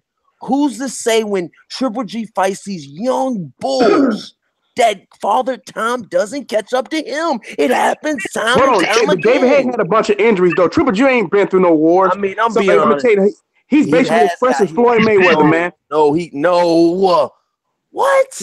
Triple G ain't been through no wars? What war has Triple G really been through? Man, Triple G's been hit before numerous times. He ain't been through no wars, man. 2-3 years ago. I think that was a tough gas station. I think Danny Jacobs, Canelo, and David Lemieux all gave him hell. No, he been through a war. If you gonna say a war, fucking Curtis Stevenson took him through a better war than all of them. You feel like Curtis Stevenson? He ain't been through no war, man. Nah. I mean, I'm not gonna say wars per se, but he's been in some tough fights, man. You know, not the toughest he could have been in, but he's been in tough fights. But I'm just saying, right now, the middleweight division is hot. There's up and coming talent like Devinchenko, the Charlos. Jacobs is back at it again, and I just honestly think, man, Triple G's gotta either step up or shut up, man. You know what I'm saying? And Billy Joe Saunders is in the wings too. I really want to see Billy Joe Saunders fight somebody of note, man. Beating a David Lemieux Triple G's, and it's fucked up to say because I really was high on David Lemieux before he lost to Triple G. But I mean, my personal opinion. You know what I think about Corey? When I think about somebody been through war, leftovers. I really don't think you did a whole lot for beating Triple G's leftovers. Billy Joe Saunders, he did beat him convincingly, and he did do good. But I'm being honest, man. He did not do as well as I thought he was gonna do. You know what I'm saying? Like, that's just my personal opinion, man. Damn, where did everybody go, man? Damn, man. What were you gonna say, Callie? About Brandon Rios. I said Brandon Rios is what I consider someone who's been you know what I mean? Like Brandon Rios. That's what I consider. Triple G ain't been in nothing like what Brandon Rios been in. You know what I'm saying? That's what I consider somebody who's been in like slugfest, trading, going through a bloodbath. That's Brandon Rios. Brandon Rios been in a war. Triple G ain't been in nothing like that. He's not even tried to get in anything like that. Triple G backs off and goes back to the jab to try to avoid getting into stuff like that. Triple G don't want to get in no war. Oh, Triple G got skill. Triple G got skill. He got the skill to try to fight 18-year-old kids. He can't say Mexican style then, Suleiman. He ain't no Mexican style. You just said he's not Mexican style. He used the job for what it's meant for. He disrupts the people's rhythm. Hey, he's not Mexican style then, right, Suleiman? Subscribe button, man. You just hating, bro. You're so anti Triple G. He said he's not Mexican style. Anti Triple G. You sleepy, man. You tired. Are we doing anti-Triple G now? Niggas ain't gotta like the smell of his dirty drawers. Somebody gotta like the smell of his dirty drawers like you. Hell no, man. Hey, Santi, he got Triple G. Santi, he got Triple G pubic hair in his throat, man. That's enough, goddammit. That's enough. Santi, he got Triple G. You got Triple G draws. I had to take this shit off of mute. I'm playing 2K right now. Anti-Triple G? No, sir, man. No, sir. You can love him if you want to. And you know what, Suleiman? I support you supporting your guy. But no, we're not going to do that, man. Oh, man. Suleiman, you got a strange relationship with Triple G, man. Your love for him is close to where a woman would like a dude. I'm telling you, it's really damn near on that level, man. It's like you got feminine feelings towards. I'm not trying to be funny either, man. I'm being serious. I'm concerned for you. Okay. It's put lotion on your kneecaps. Why is Triple G vacates, your boy Jim Marcello, he's not going to be a unified champion. He's going to get one belt. He's going to hang up to one belt, probably a WBC. He's not going to unify because you're a heavy fighter, and your whole titles will be fragmented. Billy Joe Saunders is going to still have that belt hostage, and then the other belts, I don't know who the hell is going to have them. So I don't know why you're hating. He unified the championship. He unified it. So why you don't be happy? But Billy Joe wants to fight him, Suleiman. He wanted to fight him. Combo, bro. No, that's a fact. That's a fact. We're not going to dispute facts. That's a fact. Fight that guy. And this mayonnaise fight. In the mayonnaise fight tonight, he was willing to be his replacement. That's a fact. He was doing nothing. All right. He was eating shrimp scampi, minding his business, and he knew it was a spot open. So the spot was open, and he offered his services, and Triple G wanted to fight mayonnaise. Those are facts. Well, let me ask this question. If Triple G is so cold-blooded, why didn't he go through five no-names? Subscribers out there. Thanks for the guys that just subscribed to my channel. I appreciate that so much, man. But yeah, so Santi, I mean, what are y'all feeling right now? I mean, about, what Triple G's... Let me finish what I'm saying. This ain't no Donald Trump cipher, okay? You can't spit out lies and then get angry at somebody for calling you on it, okay? It's a fact that Billy I'll be right back. Go ahead. Y'all go ahead and do it. He wanted smoke, all right, with Triple G on this May 5th date today, and he didn't get the opportunity. That's not his fault. I'll let you talk. Hey, Santi, he wanted to move it back to June because he had got over an injury. But he said if he moved it back to June, they actually had a date set for in June that he wanted to fight Triple G for Undisputed. Perfect. You could actually Google that. You could Google it. It's on video. So we can't dispute that this man would have been here, and let's finish it up. That would have been a fight for Undisputed. Now, they claim that they wouldn't move up in weight to fight Andre Ward because they wanted to be undisputed. These are facts. This is shit that you can go back and look at. We're not going to Donald Trump shit. You can't make up your own theories as you go along because you don't like the facts that's presented because it makes your fighter look bad. We're not going to do that. We're going to cover everything that's factual. And as far as what's factual is, they're full of shit. They wanted a one-handed handicapped fighter, mayonnaise, that they can get in the ring and do whatever they want to style on, to do the Douglas on, and afterwards act like they top-notch shit. He's going to look open like this. Baby last month. Suleiman, you're held accountable for everything that you just said, right? So you said he's going to fight his IBF mandatory, and then you said he's going to fight Jamal Charlo, or you said he's going to fight his IBF mandatory or somebody else, whatever you said. We're gonna hold you to those standards, and if that happens, I'll just go on my own channel and give you credit. I will give you credit on my channel. Yeah, because he's not gonna do it unless the other guy wants to unify. If Billy Joe the Chocha Sanders, the little girl from the UK, want to fight him with the birthmark on her face, want to fight him, then she's gonna unify. But I don't think he want to unify. He got that belt on hostage. No, stop it, Suleiman. He just said he wanted to unify. Get him, Callie. Go ahead, get him, man. Man. He said, if you move it back in June, we can fight for Undisputed. He said he was willing to get rid of his current opponent to fight him in June for Undisputed. In the UK, Triple G would have got around anywhere between $5 to $10 million to go over there. He turned it down because he can get more money if he goes and fight this bum and gets a chance at Canelo Alvarez because he doesn't want to take any risks. He wants to fight Canelo and get the bag and get the fuck out of Dodge. He ain't trying to fight any of these dudes, man, which is why when he got interviewed tonight, when he was asked about them other dudes, he started to backpedal like, well, what is that? What's that? Because he couldn't answer the question because he don't want to fight him. He don't want to fight him. Team is making sure he does not fight those guys, man. They're checking they're crossing their T's and dotting their I's. Guys don't want to fight for $500,000. Listen, let me show you what this is.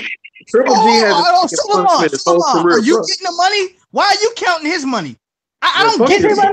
You act like you're getting a slice of his money. No, it don't matter how much he's getting. You're a fan like me. So we want to see the best fight the best. I don't care if he's making $1 million or $2. And you shouldn't either. It don't affect your household. Andrade got offered the fight. He didn't want it because he didn't want to fight for $225,000. They offered it to DBC. It's about legacy. We just watched Deontay Wilder give $600,000 over just to have to come back and fight the same guy and knock him the fuck out in the first round. And he went on his next fight to fight Ortiz for fucking pennies. So when it comes to elite and greatness, it's about what you're willing to sacrifice and how much you care about the fans. How much you care about the fans. I don't give a fuck about nobody else's money. You know why? It's not going to help me take care of 2 kids and my fucking woman in here. I'm not counting nobody else's money, and you shouldn't be either. Don't be sleeping on Deontay Wilder. Deontay Wilder's making money, man. Don't be sleeping on him. I'm speaking hypothetical. I know he made money off the fights, brother. I'm just telling you. And in the same ballpark that you're talking about Triple G money is in the same ballpark of what he took in order to give the fans what we want to see. That's what I'm talking about. And he's not held, Triple G is not held exempt. He has to do what everybody else got to do. And all of those dusty Negroes that he fought a lot of bums, dog. He fought a lot of bums. And all them guys that he fought, it does not equal up to an elite champion. Point a guy in resume that he fought as a bum. Dominic Wade was the number one. Dominic Wade was trash. Bottom line. Triple G's never taken punishment. Triple G's never had to face anybody difficult until his last 3 fights that were actually counted. Right. Facts. Period. Mayonnaise tonight. He fought a guy that was on a 2-year layoff. A motherfucker was sitting on his couch 3-4 weeks ago while he was searching for a fucking 18, 19-year-old kid with a 14-0 record. The Nevada State Athletic Commission nixed that fight. This guy was actively searching for trash to beat up. And so his whole career is defined by the shit that he's fought. He hasn't fought anybody. Suleiman, those are facts. You can't refute that, dog. Those are facts. He did that. It actually happened. We're not going to Donald Trump this. You want to Donald Trump this shit so bad so you can make some statement about this bum killer. He's a bum killer. He's up here. Suleiman, 12 and 13 kids, prepubescent and shit. Suleiman, who the hell is Jaime Munguia? Did you know Jaime Munguia before a few weeks ago? No one knew who Jaime Munguia was until a few weeks ago, until Triple G tried to sneak his ass into the Cinco de Mayo fight because he's Mexican and 24-0 and fought nothing but Mexicans down in Mexico for his entire career. No one knew who that dude was until just recently. And now he's going to be fighting. Saddam Ali as a replacement fight. But Triple G was trying to fight him in Nevada, in Las Vegas, bro. Who the hell is that? You don't even know who that dude is. Yo, Jaime Munguia, I know who he was. Jaime Munguia was a incredible fighter. Stop! You didn't know no goddamn Jaime Munguia. Stop it, bro. In the boxing voice, there was a guy in the boxing voice, right? That his name was Mario Munguia, right? And Mario Munguia was always talking about Jaime Munguia, okay? When he was on the come up, okay? So, and there's another one called Pablo Munguia. How many fights have you seen of his? How many fights have you seen of his? Which one? Jaime Munguia. Jaime Munguia fights on the undercards. He was on How the many come fights have you seen of his? None? I've seen 0, right? I've seen 0. Myself. 0, right? They don't televise that. Hey, did Triple G fight in the Kelly Pavlik era? Right? 0, right? Did Triple G fight in the Kelly Pavlik era? Yes. Okay. Fact.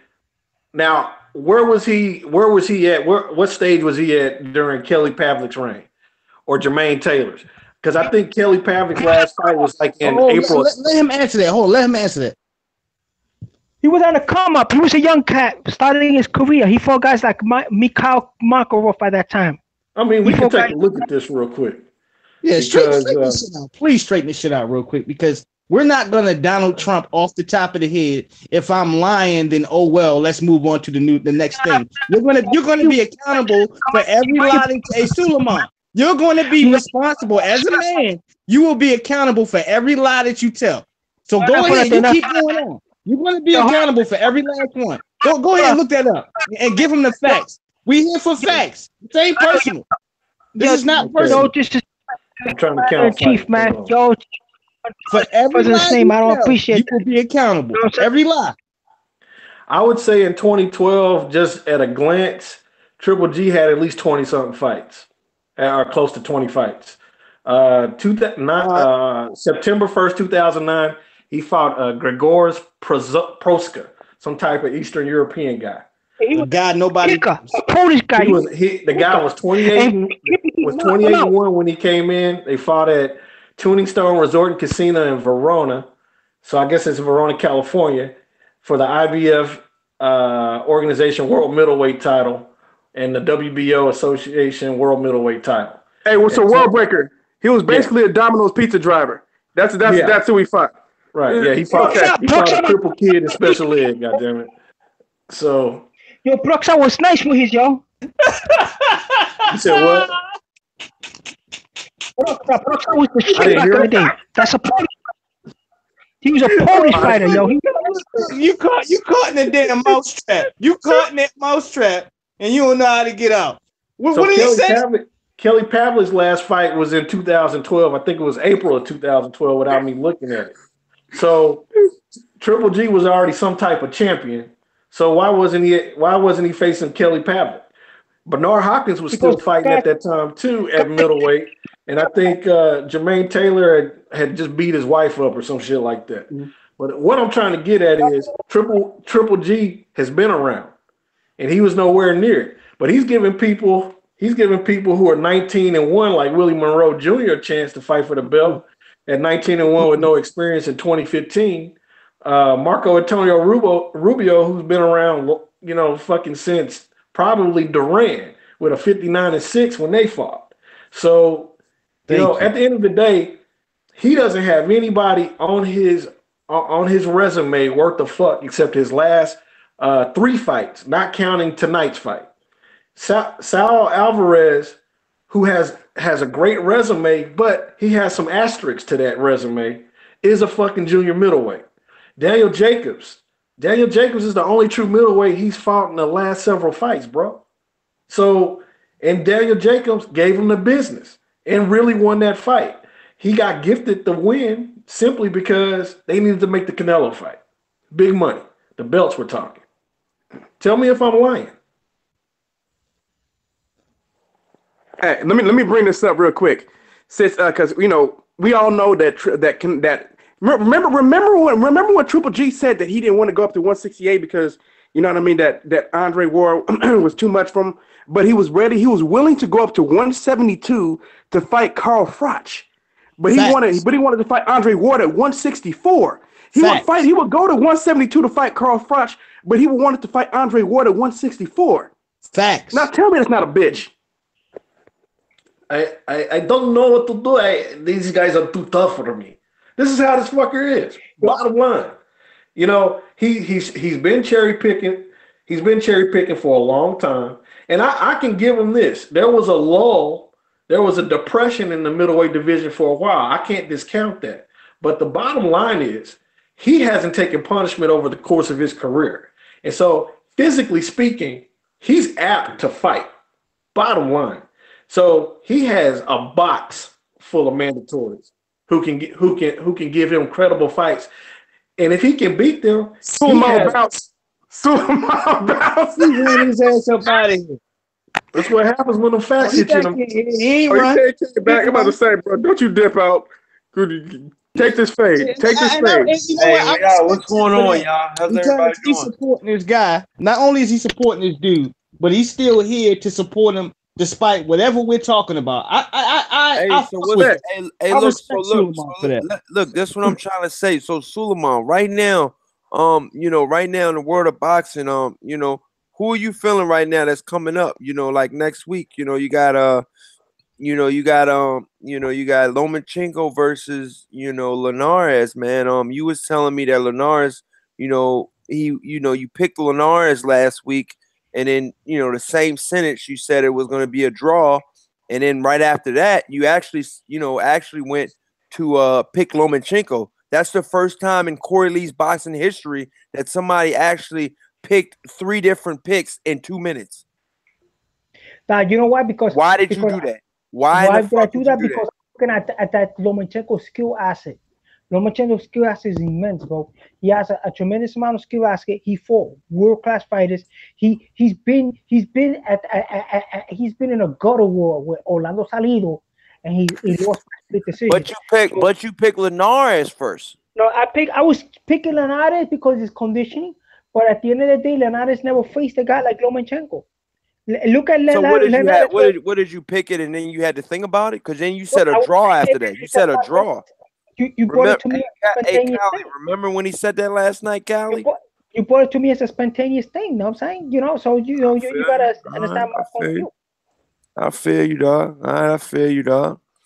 I mean, I'm just saying, you know, on the show, they just want people to be, you know, say what you gotta say. That's all, dog. So I mean, World Breaker and Santi Walden, and, you know, Callie, man. I mean, what's some of the fights that you guys want to see that's coming up, man? I mean, you know, Deontay Wilder versus Anthony Joshua. Is that fight getting any closer to getting made, Santi? Well, I don't want to go too far on that, but to answer your question that you just put out, I'm looking forward to Badu Jack versus Adonis Stevenson. Boy, will that be a head scratcher. And I tell you like this, Adonis Stevenson's left hand is just like Deontay Wilder's right hand. Deadly. If you get caught with it, you might shit yourself. And Badu Jack is a good up-and-coming fighter. He can guff. As he said out of his own mouth, I have two hands, and he definitely does, and he can thump in there. He can thump. You know, if you're not careful, Badu Jack will have your boot smoking. And he's a guy, man, that as we've seen over the years has gotten better and better. You got Badu Jack beating Adonis Stevenson, or you just saying you gotta respect his power? I'm not picking either guy. This is one fight. I'm not picking either guy. What, Santi? What? This is the first. I refuse to do that. I'm not going to do that because, like, I have respect for both fighters. I like both fighters, and I don't know strategically what direction this fight is going to go at, because Badu Jack looks better each and every fight he steps in the ring. He looks more better. So it's hard for me to define what Badu Jack is going to show up in the ring. So if he looks better than his last couple of performances, Adonis Stevenson is in trouble. If he comes in there looking a little bit gun shy to a few steps behind, Stevenson will smoke him in about 2 or 3 rounds. He'll smoke him. He'll smoke him like a Cuban right there in front of me and you. And I know that. And because of that, it's hard for me to, you know, I don't want to do that. I like, I've always liked Adonis Stevenson. I mean, I've kind of gotten the bickers online with people here, but I've always respected and liked Adonis Stevenson simply for the fact that, you know, he came in the game being an underdog and people not really respecting him until he knocked a couple heads off. And once he solidified that made him a top dog. Now, with his negotiations in the past and shit like that, you can look at that either way with him and Sergey Kovalev. With the situation with him and Aledo Alvarez had to stop taking a step aside money. So as far as with all of that and the politics of Adonis Stevenson, I don't like that shit. But him as a fighter, he's a bad motherfucker, man. He's nasty. And anybody stepping in the ring with him should be clearly aware of that left hand, because it's very dangerous. So, I mean, what do you have to say about that, Suleiman? And then the rest of you guys can answer that, man. Yeah, I agree. I agree with Adonis Stevenson's his description of Adonis Stevenson. He's a lineal champion. He's a WBC champion.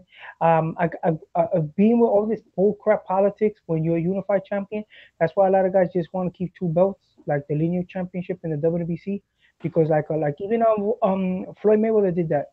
He stayed with 1 belt at a time, and he didn't want to hear the bullshit, because once you become a unified champion, you got to deal with a lot of crap.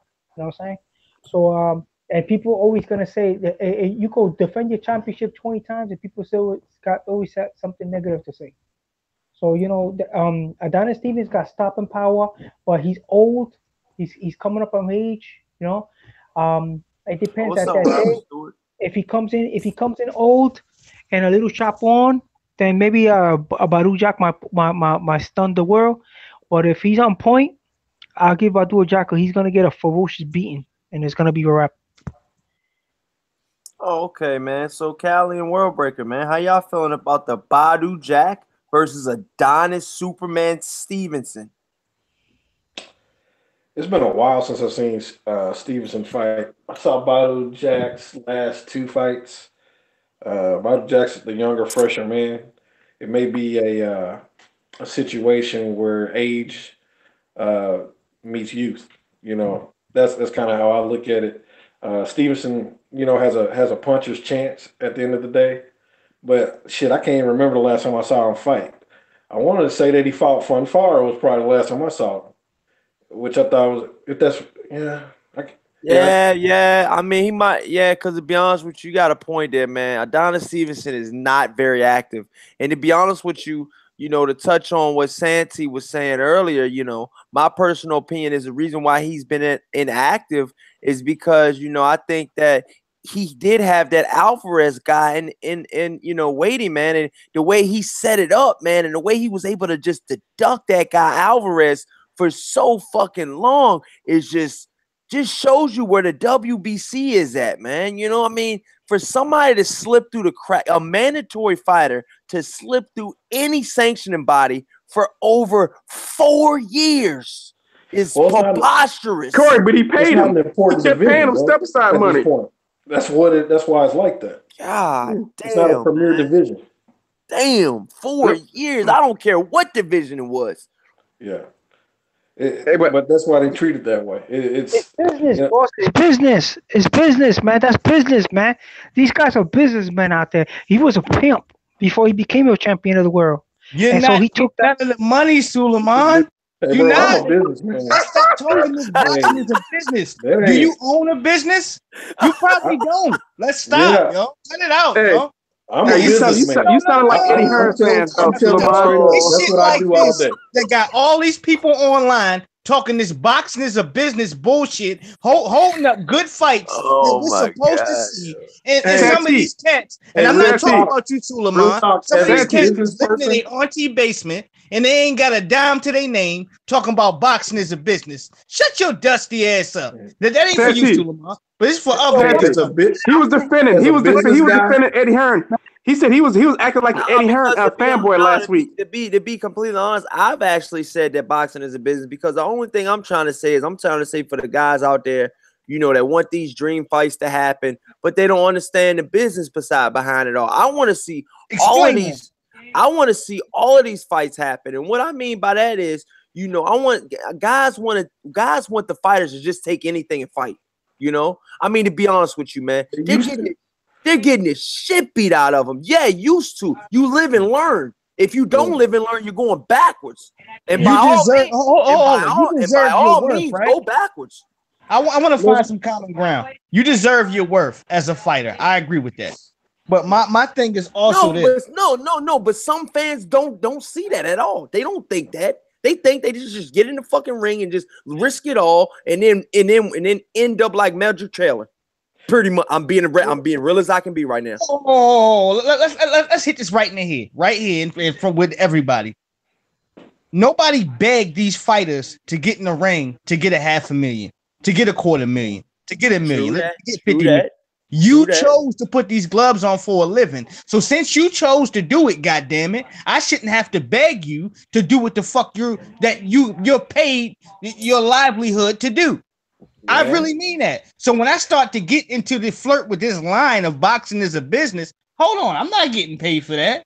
That don't go into my household. It don't feed my kids.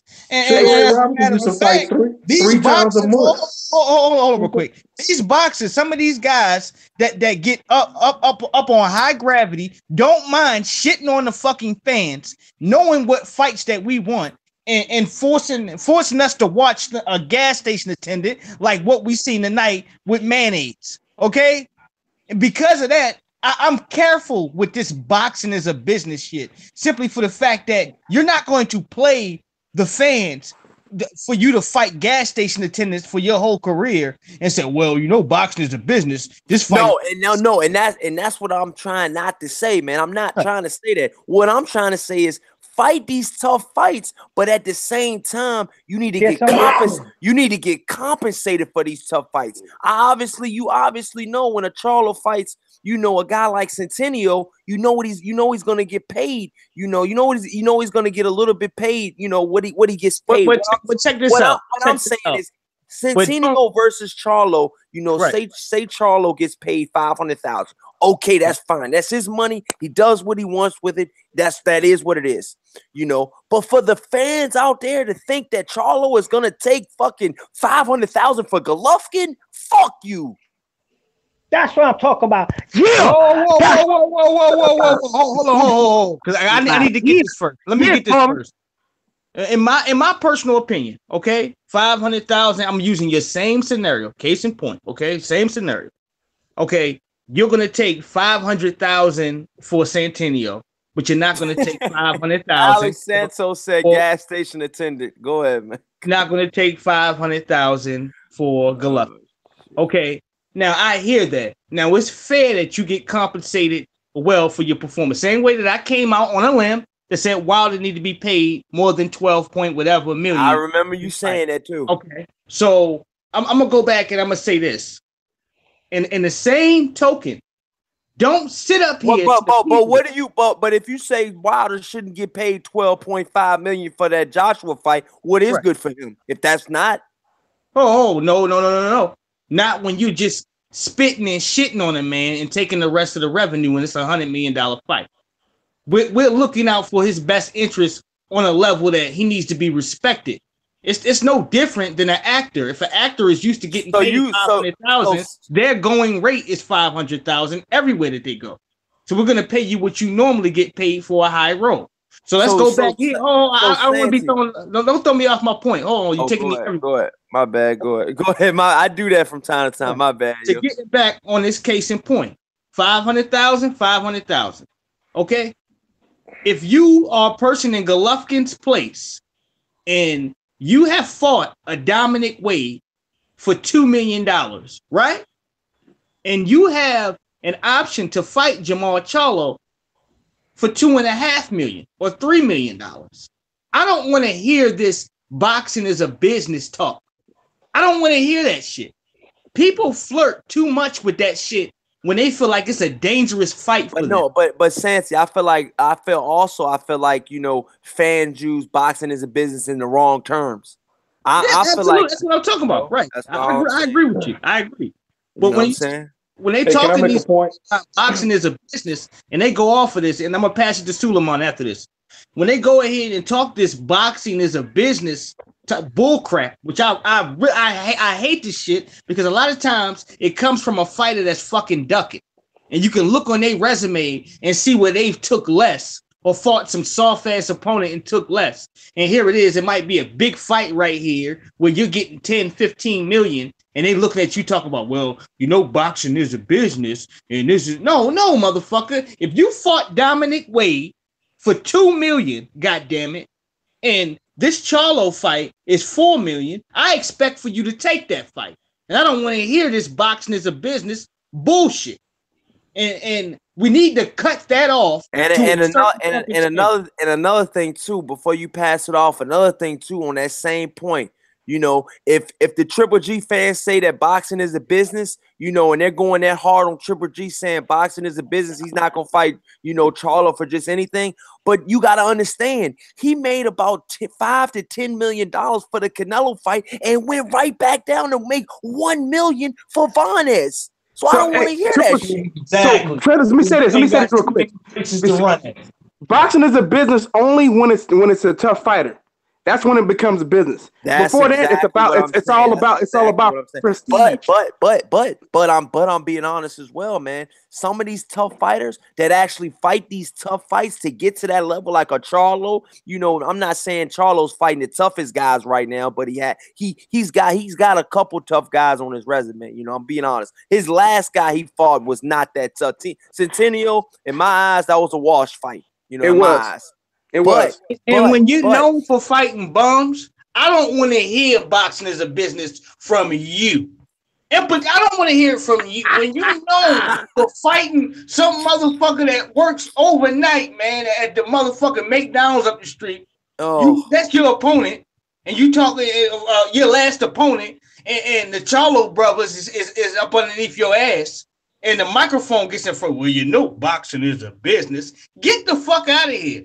But the problem is Too many of these bullshitting ass jokers that's here to rob the fight fans have used that as a talking point to duck out fights and confuse the fight fans. No, you give us the best fights available or get the fuck out of here today. I'm sick of these niggas. And I am too, Santi, because I'm gonna let y'all rip too, man. But I'm just being honest, man, on this shit, this is a touchy subject, man, because you could go south 1 minute and be talking about the same thing, but you're going north. You know what I'm saying? What I mean by that is, you're saying south, you're saying pretty much what you want the fighter, your fighter, to Triple G to make. If saying that fans, of Triple G, they want him to make this certain amount of money. You're running his pockets, but at the same time, you're saying that, like a fighter like Canelo, oh yeah, he makes 10, 15 million. He needs to get at least, 30, 40 million for the for the Triple G fight. And I'm just like, at some point, man, boxing is a business, but put the money aside. Certain fights have to get made, man. And if the Canelo Triple G fight got made, if it got made, why can't the Canelo Charlo fight get made? Why can't the Triple G? Hey, can I interject? Let me get into this last point. Hold on, Callie. Let me get this last point in. And the same thing for Wilder's situation with Anthony Joshua. Anthony Joshua treated Joseph Parker like a fucking man. Okay? It was percentage talks. Percentage talks went down. Okay, I guess it was 35 to whatever, 65, whatever the case is. But it was percentage talks. They didn't go to Joseph Parker and say, hey, you know what? Here's 12 point something million. This is all you get. But they treated Wilder like that to shit on him or to show him that they didn't want to fight. There's a way that you treat a grown man when it comes to money, and there's a way of disrespecting him. Now, granted, if Wilder took the 12 million, would I have been pissed off? No, because I got the fight that I want to see. Do I feel like that's fair on his behalf to get dick like that? Fuck no. Okay, that's different circumstances. But when you're talking about these so-called top-notch guys and this boxing is a business, and I've been ducking motherfuckers for the last 5 years, and I'm finally being held accountable to fight an opponent the same way I did the same guy I fought the last person, no, you get your little dirty ass in the ring. I don't give a fuck. You get your punk ass in the ring.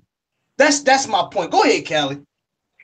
Suleiman, let it rip as well. Go ahead, World Breaker. Go ahead as well. Let World Breaker get his little 2 cents in, and then we're gonna go to Suleiman, then we're gonna go to Cali. We just gotta get everybody in. Go ahead, World Breaker.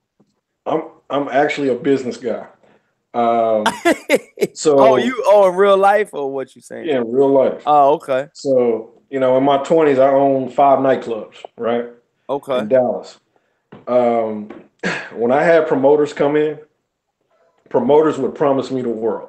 Hey, I'm gonna bring 500, 1,000 people to your club. I need all the door, or this percentage of the door. I need all the bar. Is what they would come with.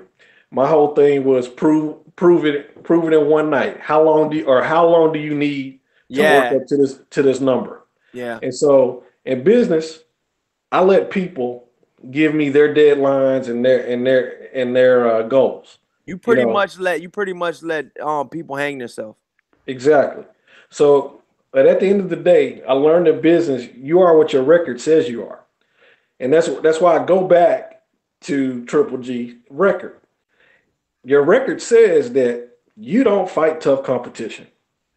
It's just like when a promoter comes to the club and tells me he's going to bring 1,000 people and I get 250, I bring in another fucking promoter to promote with his ass. Pisses them off. But if you bringing it, I wouldn't have to bring this guy in. Mm-hmm. At the end of the day, boxing is a business to fuck shit people because they don't know business. Business clubs and boxing are very similar. You got to bring weight to the table in order to make money. And that's just the real simple truth of the fact. If Triple G was the shit, he would be a pay-per-view star. He wouldn't have been downgraded to regular HBO. He could have carried a pay-per-view by himself and without Canelo. But he doesn't bring any weight. He's the new promoter trying to come into the club, trying to make something happen, but he can't. He doesn't have the fortitude or the confidence to go to the next level. And that's what I've seen with Triple G.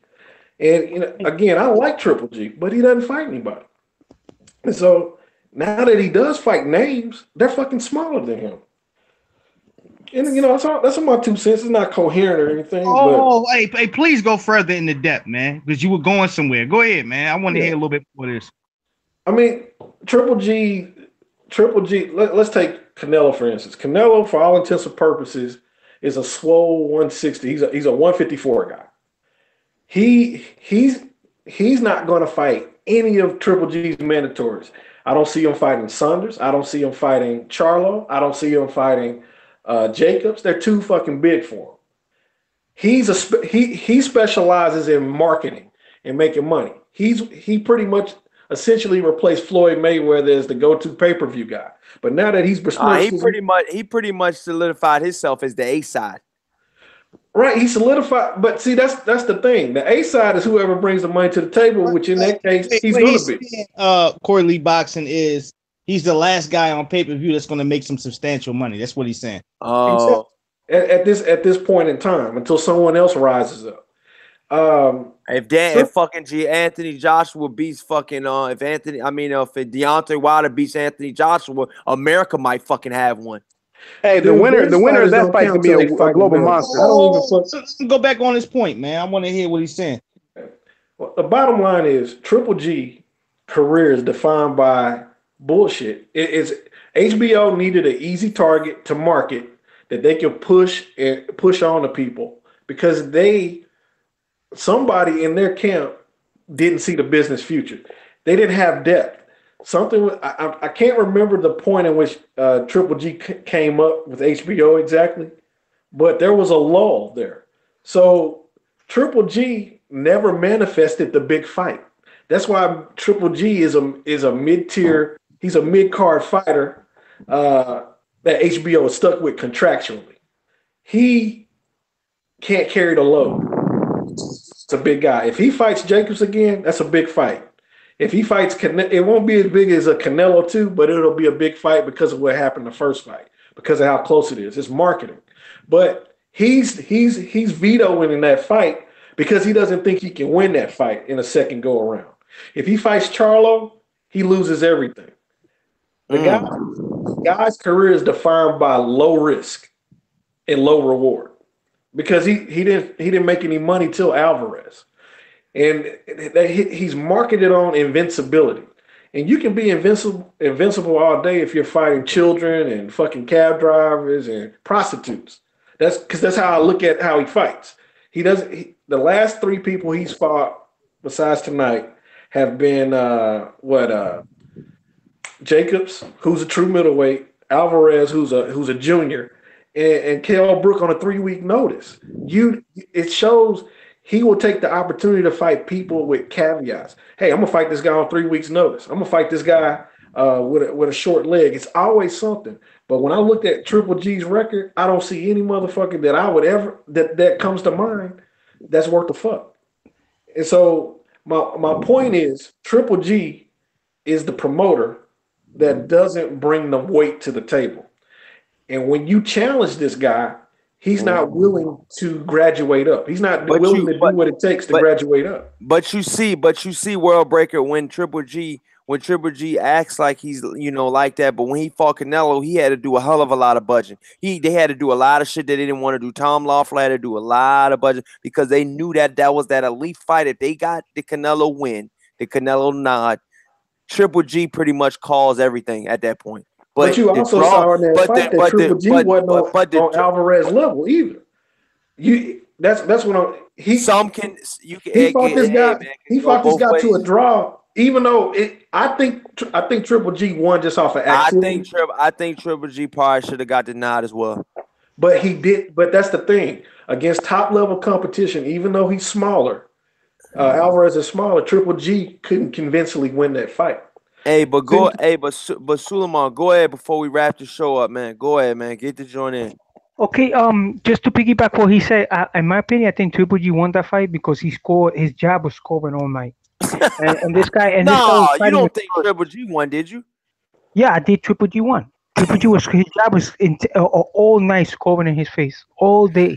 So that's scoring point. He won on the cards. Then second thing is, as we speak, boxing has to be business oriented because you got guys like Jason Noveles. He fought last night. He was working in a chicken joint. He was working in a chicken joint in Puerto Rico, and he said, "Look, this is not for me." He decided to come back to boxing. So there's guys out there that they're fighting for the money. Okay, and if the money's not right, they're not gonna take the risk because there's guys out there that are hurting for paper and they're not gonna fight for money. So like Jamel Charlo fought for $500,000 against Hugo Centeno, right? So what makes you That's a good fucking payday. That's a good fucking payday for that fight. For that fight right there. Or Billy Joe Saunders for anything less than $1 million is impossible. He's a ex-world champion that came up. He's very credible. He's unbeaten. He's hot right now. He's WBC #1 fighter. Anything that less than $1 million is not good for him. You know what I'm saying? So business is very but sometimes you got to take that risk to get that belt, man. And Charlo right now doesn't have. I say what you may, He does not have a belt, man. And a lot of fighters do take. that dip and pay for that title shot that they know they can win. Okay, look at what Canelo fought. When Canelo fought Miguel Cotto, how much he paid for the sanctioning fee? He paid WBC massive sanctioning fee ahead of time. I think it was $300,000 or $200, something crazy, $100,000. Cotto didn't pay that. And Cotto was the titleist at the time. Cotto said, "No, I'm not paying a WBC sanctioning fee," and so the belt was only on the line for Canelo. Period. Point blank. Period. I know exactly what you're talking about. He paid a small purse, a small substantial amount. Just for sanctioning fee. So business is very important. People gotta understand. At the end of the day, when you retire, let's say right now, I fought for a couple of good fights. I get a couple of good pay-per-view fights, and then I retire, right? So now after I pay my managerial fees, my tax and everything, maybe I'm left with $3 million. Now I'm a retired fighter with probably hope that I'm not physically damaged, and I gotta live the rest of my life with $3 million. So we gotta look at it like this. All right, so Callie, go ahead and touch up, man. We're going to go ahead and wrap this shit up, man. I'm falling asleep. Go ahead, Callie. Wrap it up. Let everybody know what's happening. Go, Space. See what you want to say on this topic. Yeah, man. So one thing I want to talk about when it comes to the business part, you know who creates the business? Us, the fans. They can't. Their business does not run unless we give them money. So we have a say in who they fight. And if you're a fan who co-signs ducking and bullshit fights, fuck you. You aren't a fan of boxing. Get the fuck away from the sport. We want fans who actually want to support real fights. You know what I mean? Because we're not going to get them as long as we got dick suckers like that piece of shit in the chat section. What his name? Diaz, whatever the fuck he is. What's these balls in his throat? Nick Diaz. Nick Diaz, and he says it should be Dick and Triple G Dick in his throat. Because that's exactly what he been had for a while. Motherfuckers who co-sign ducking. They do. There's a lot of fans who fall in love with a fighter and what they want to do, just like some of these Anthony Joshua fans. You know, they don't want to see the fight. They don't want to see their fighters in a tough fight because they're afraid they're gonna lose. They put their whole lives on the fact that their favorite fighter is undefeated. They put the whole life on the fact that their favorite fighter is undefeated. So what they want to do is they want to bring up, well, we got business. The business said that he shouldn't fight him right now because there's not enough money in it. No, I don't give a fuck how much money they make because guess what? I want them to be compensated well, but guess what? I don't get any of that money. I'm paying money so I can see them fight tough fights. That's why I pay to watch boxing. That's why we go to boxing matches. We give our money away because we expect something. We expect a certain return, which means we want to see great fights. But we got so many casual fans that get up in this who don't know what a great fight is because they don't know who the great fighters are. So they see someone like Triple G. There are people who just watch Triple G for the first time tonight who actually think this motherfucker beat somebody. That's what's pathetic. They look at him as 3 losses. I see what you're saying about that. You know what I'm saying? And I have a problem with that. And for someone like Suleiman to co-sign these bullshit fights, and it's like this shit's okay. That's not right, man. You're killing the sport when you do shit like that. I'm just gonna tell you straight up, man. You're not helping. Suleiman, he said you're killing the sport because you're agreeing pretty much on what You're going to, you're pretty much not, the way you're thinking, Khaled, what you're saying is the way Suleiman's thinking is that we're not going to get the good fights. Is that pretty much what you're saying? Yeah, he is. He co-signs not getting good fights. He said, "Well, Okay. why fight a tough fight when you can get more money to fight some bullshit fight?" That's what he's saying. He said that some of these tough fights aren't worth it, so we can just watch him fight bullshit fights. Then why watch the motherfucker then? I don't understand. Cause why would you want to watch some fighter who's only going to fight bullshit fight? Just like when Canelo Alvarez created the 155 division because he didn't want to fight Demetrius Andre, Jamel, and Jamal Charlo. That's why he did it. He didn't want to fight them dudes, man. There was other fighters there at 155 too.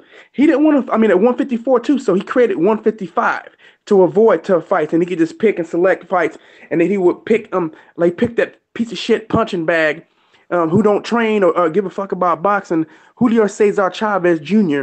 as a fight, so he could sit there and punch him, a human punching bag for 12 rounds. I mean, those are the type of fights you get when you co-sign bullshit. That's what I'm talking about right there. And now you got Anthony Joshua, Carlos Takam, shit like that. Why? Because they don't want to fight nobody who can actually have the chance to beat them. When you draw the biggest amount of money, why can Mayweather got the biggest returns when people thought that he was in danger of losing. And if you want to see, because back in the days when you had Sugar Ray Leonard versus oh my God, what I can't think of that versus Tommy Hearns, where you had those type of fights, people liked because you didn't know who was going to win. Those are the kind of fights that people want to see. At least real fans want to see, and that's what's going to bring back the big returns. The fights like Willie Monroe, Dominic Wade versus Triple G, those don't bring back big returns. But real fights against when you got a 160-pound tournament with all the top 160 pounders in it, and they're all having to fight, and guys end up losing to zero. That's good for boxing, man.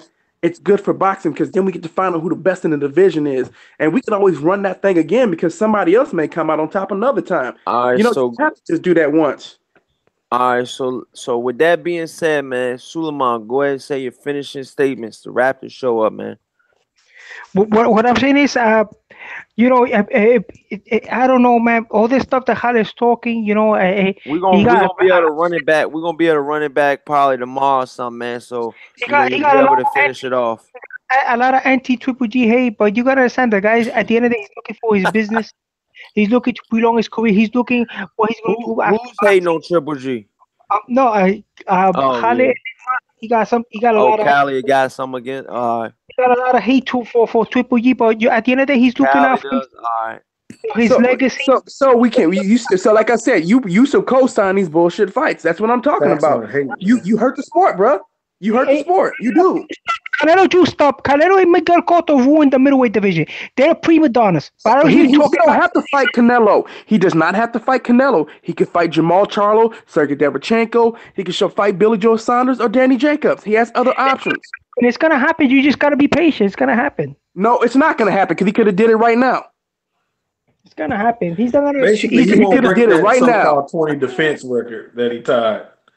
He won't break it.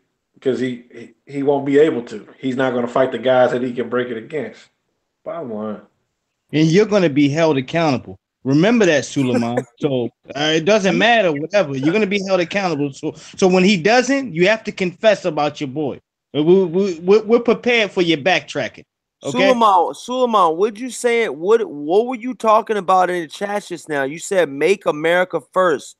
Make Donald Trump a 2-term president. Where did you get that from? Why did you put that in there? Oh, that's it. That speaks volumes about who the Suleiman is. Suleiman, why would you put that in my chat, man? Why? There's something positive. Something positive. Oh, shit. Donald Trump is a racist, dude. When Donald Trump don't like you on a regular basis. Why? Anybody out there speaks Spanish? Why? He's tossing you. He got ice. He got ice out here, snatching Mexicans up at 3 o'clock in the morning. Suleiman, wow. That's a fact. Okay, that's a fact.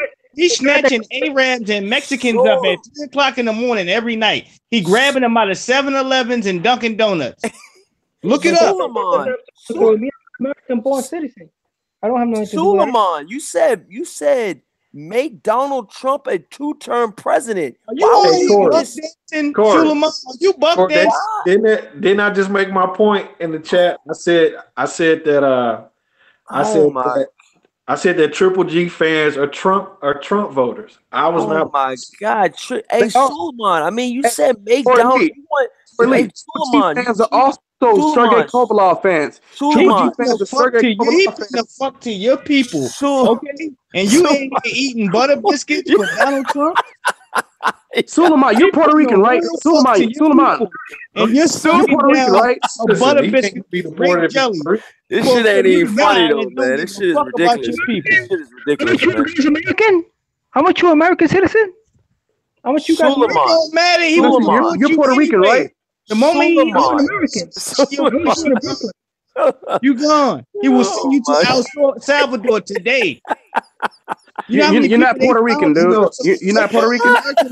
Trump is making Puerto Rico.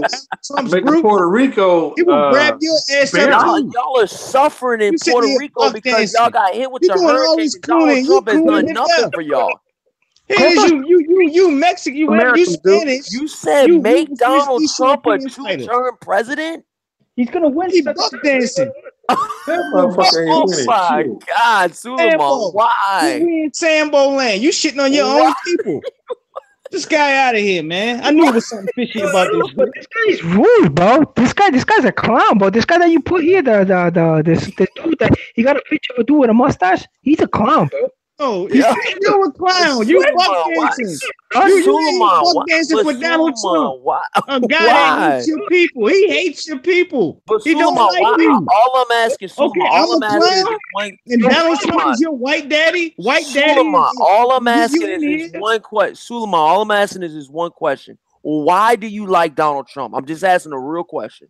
Yeah, Donald Trump is a great patriotic American, conservative American. Fuck out of here. This guy's rude. Fuck out of here, man. You a clown, man. This nigga is deporting your people right now by the thousands. Right now as we speak.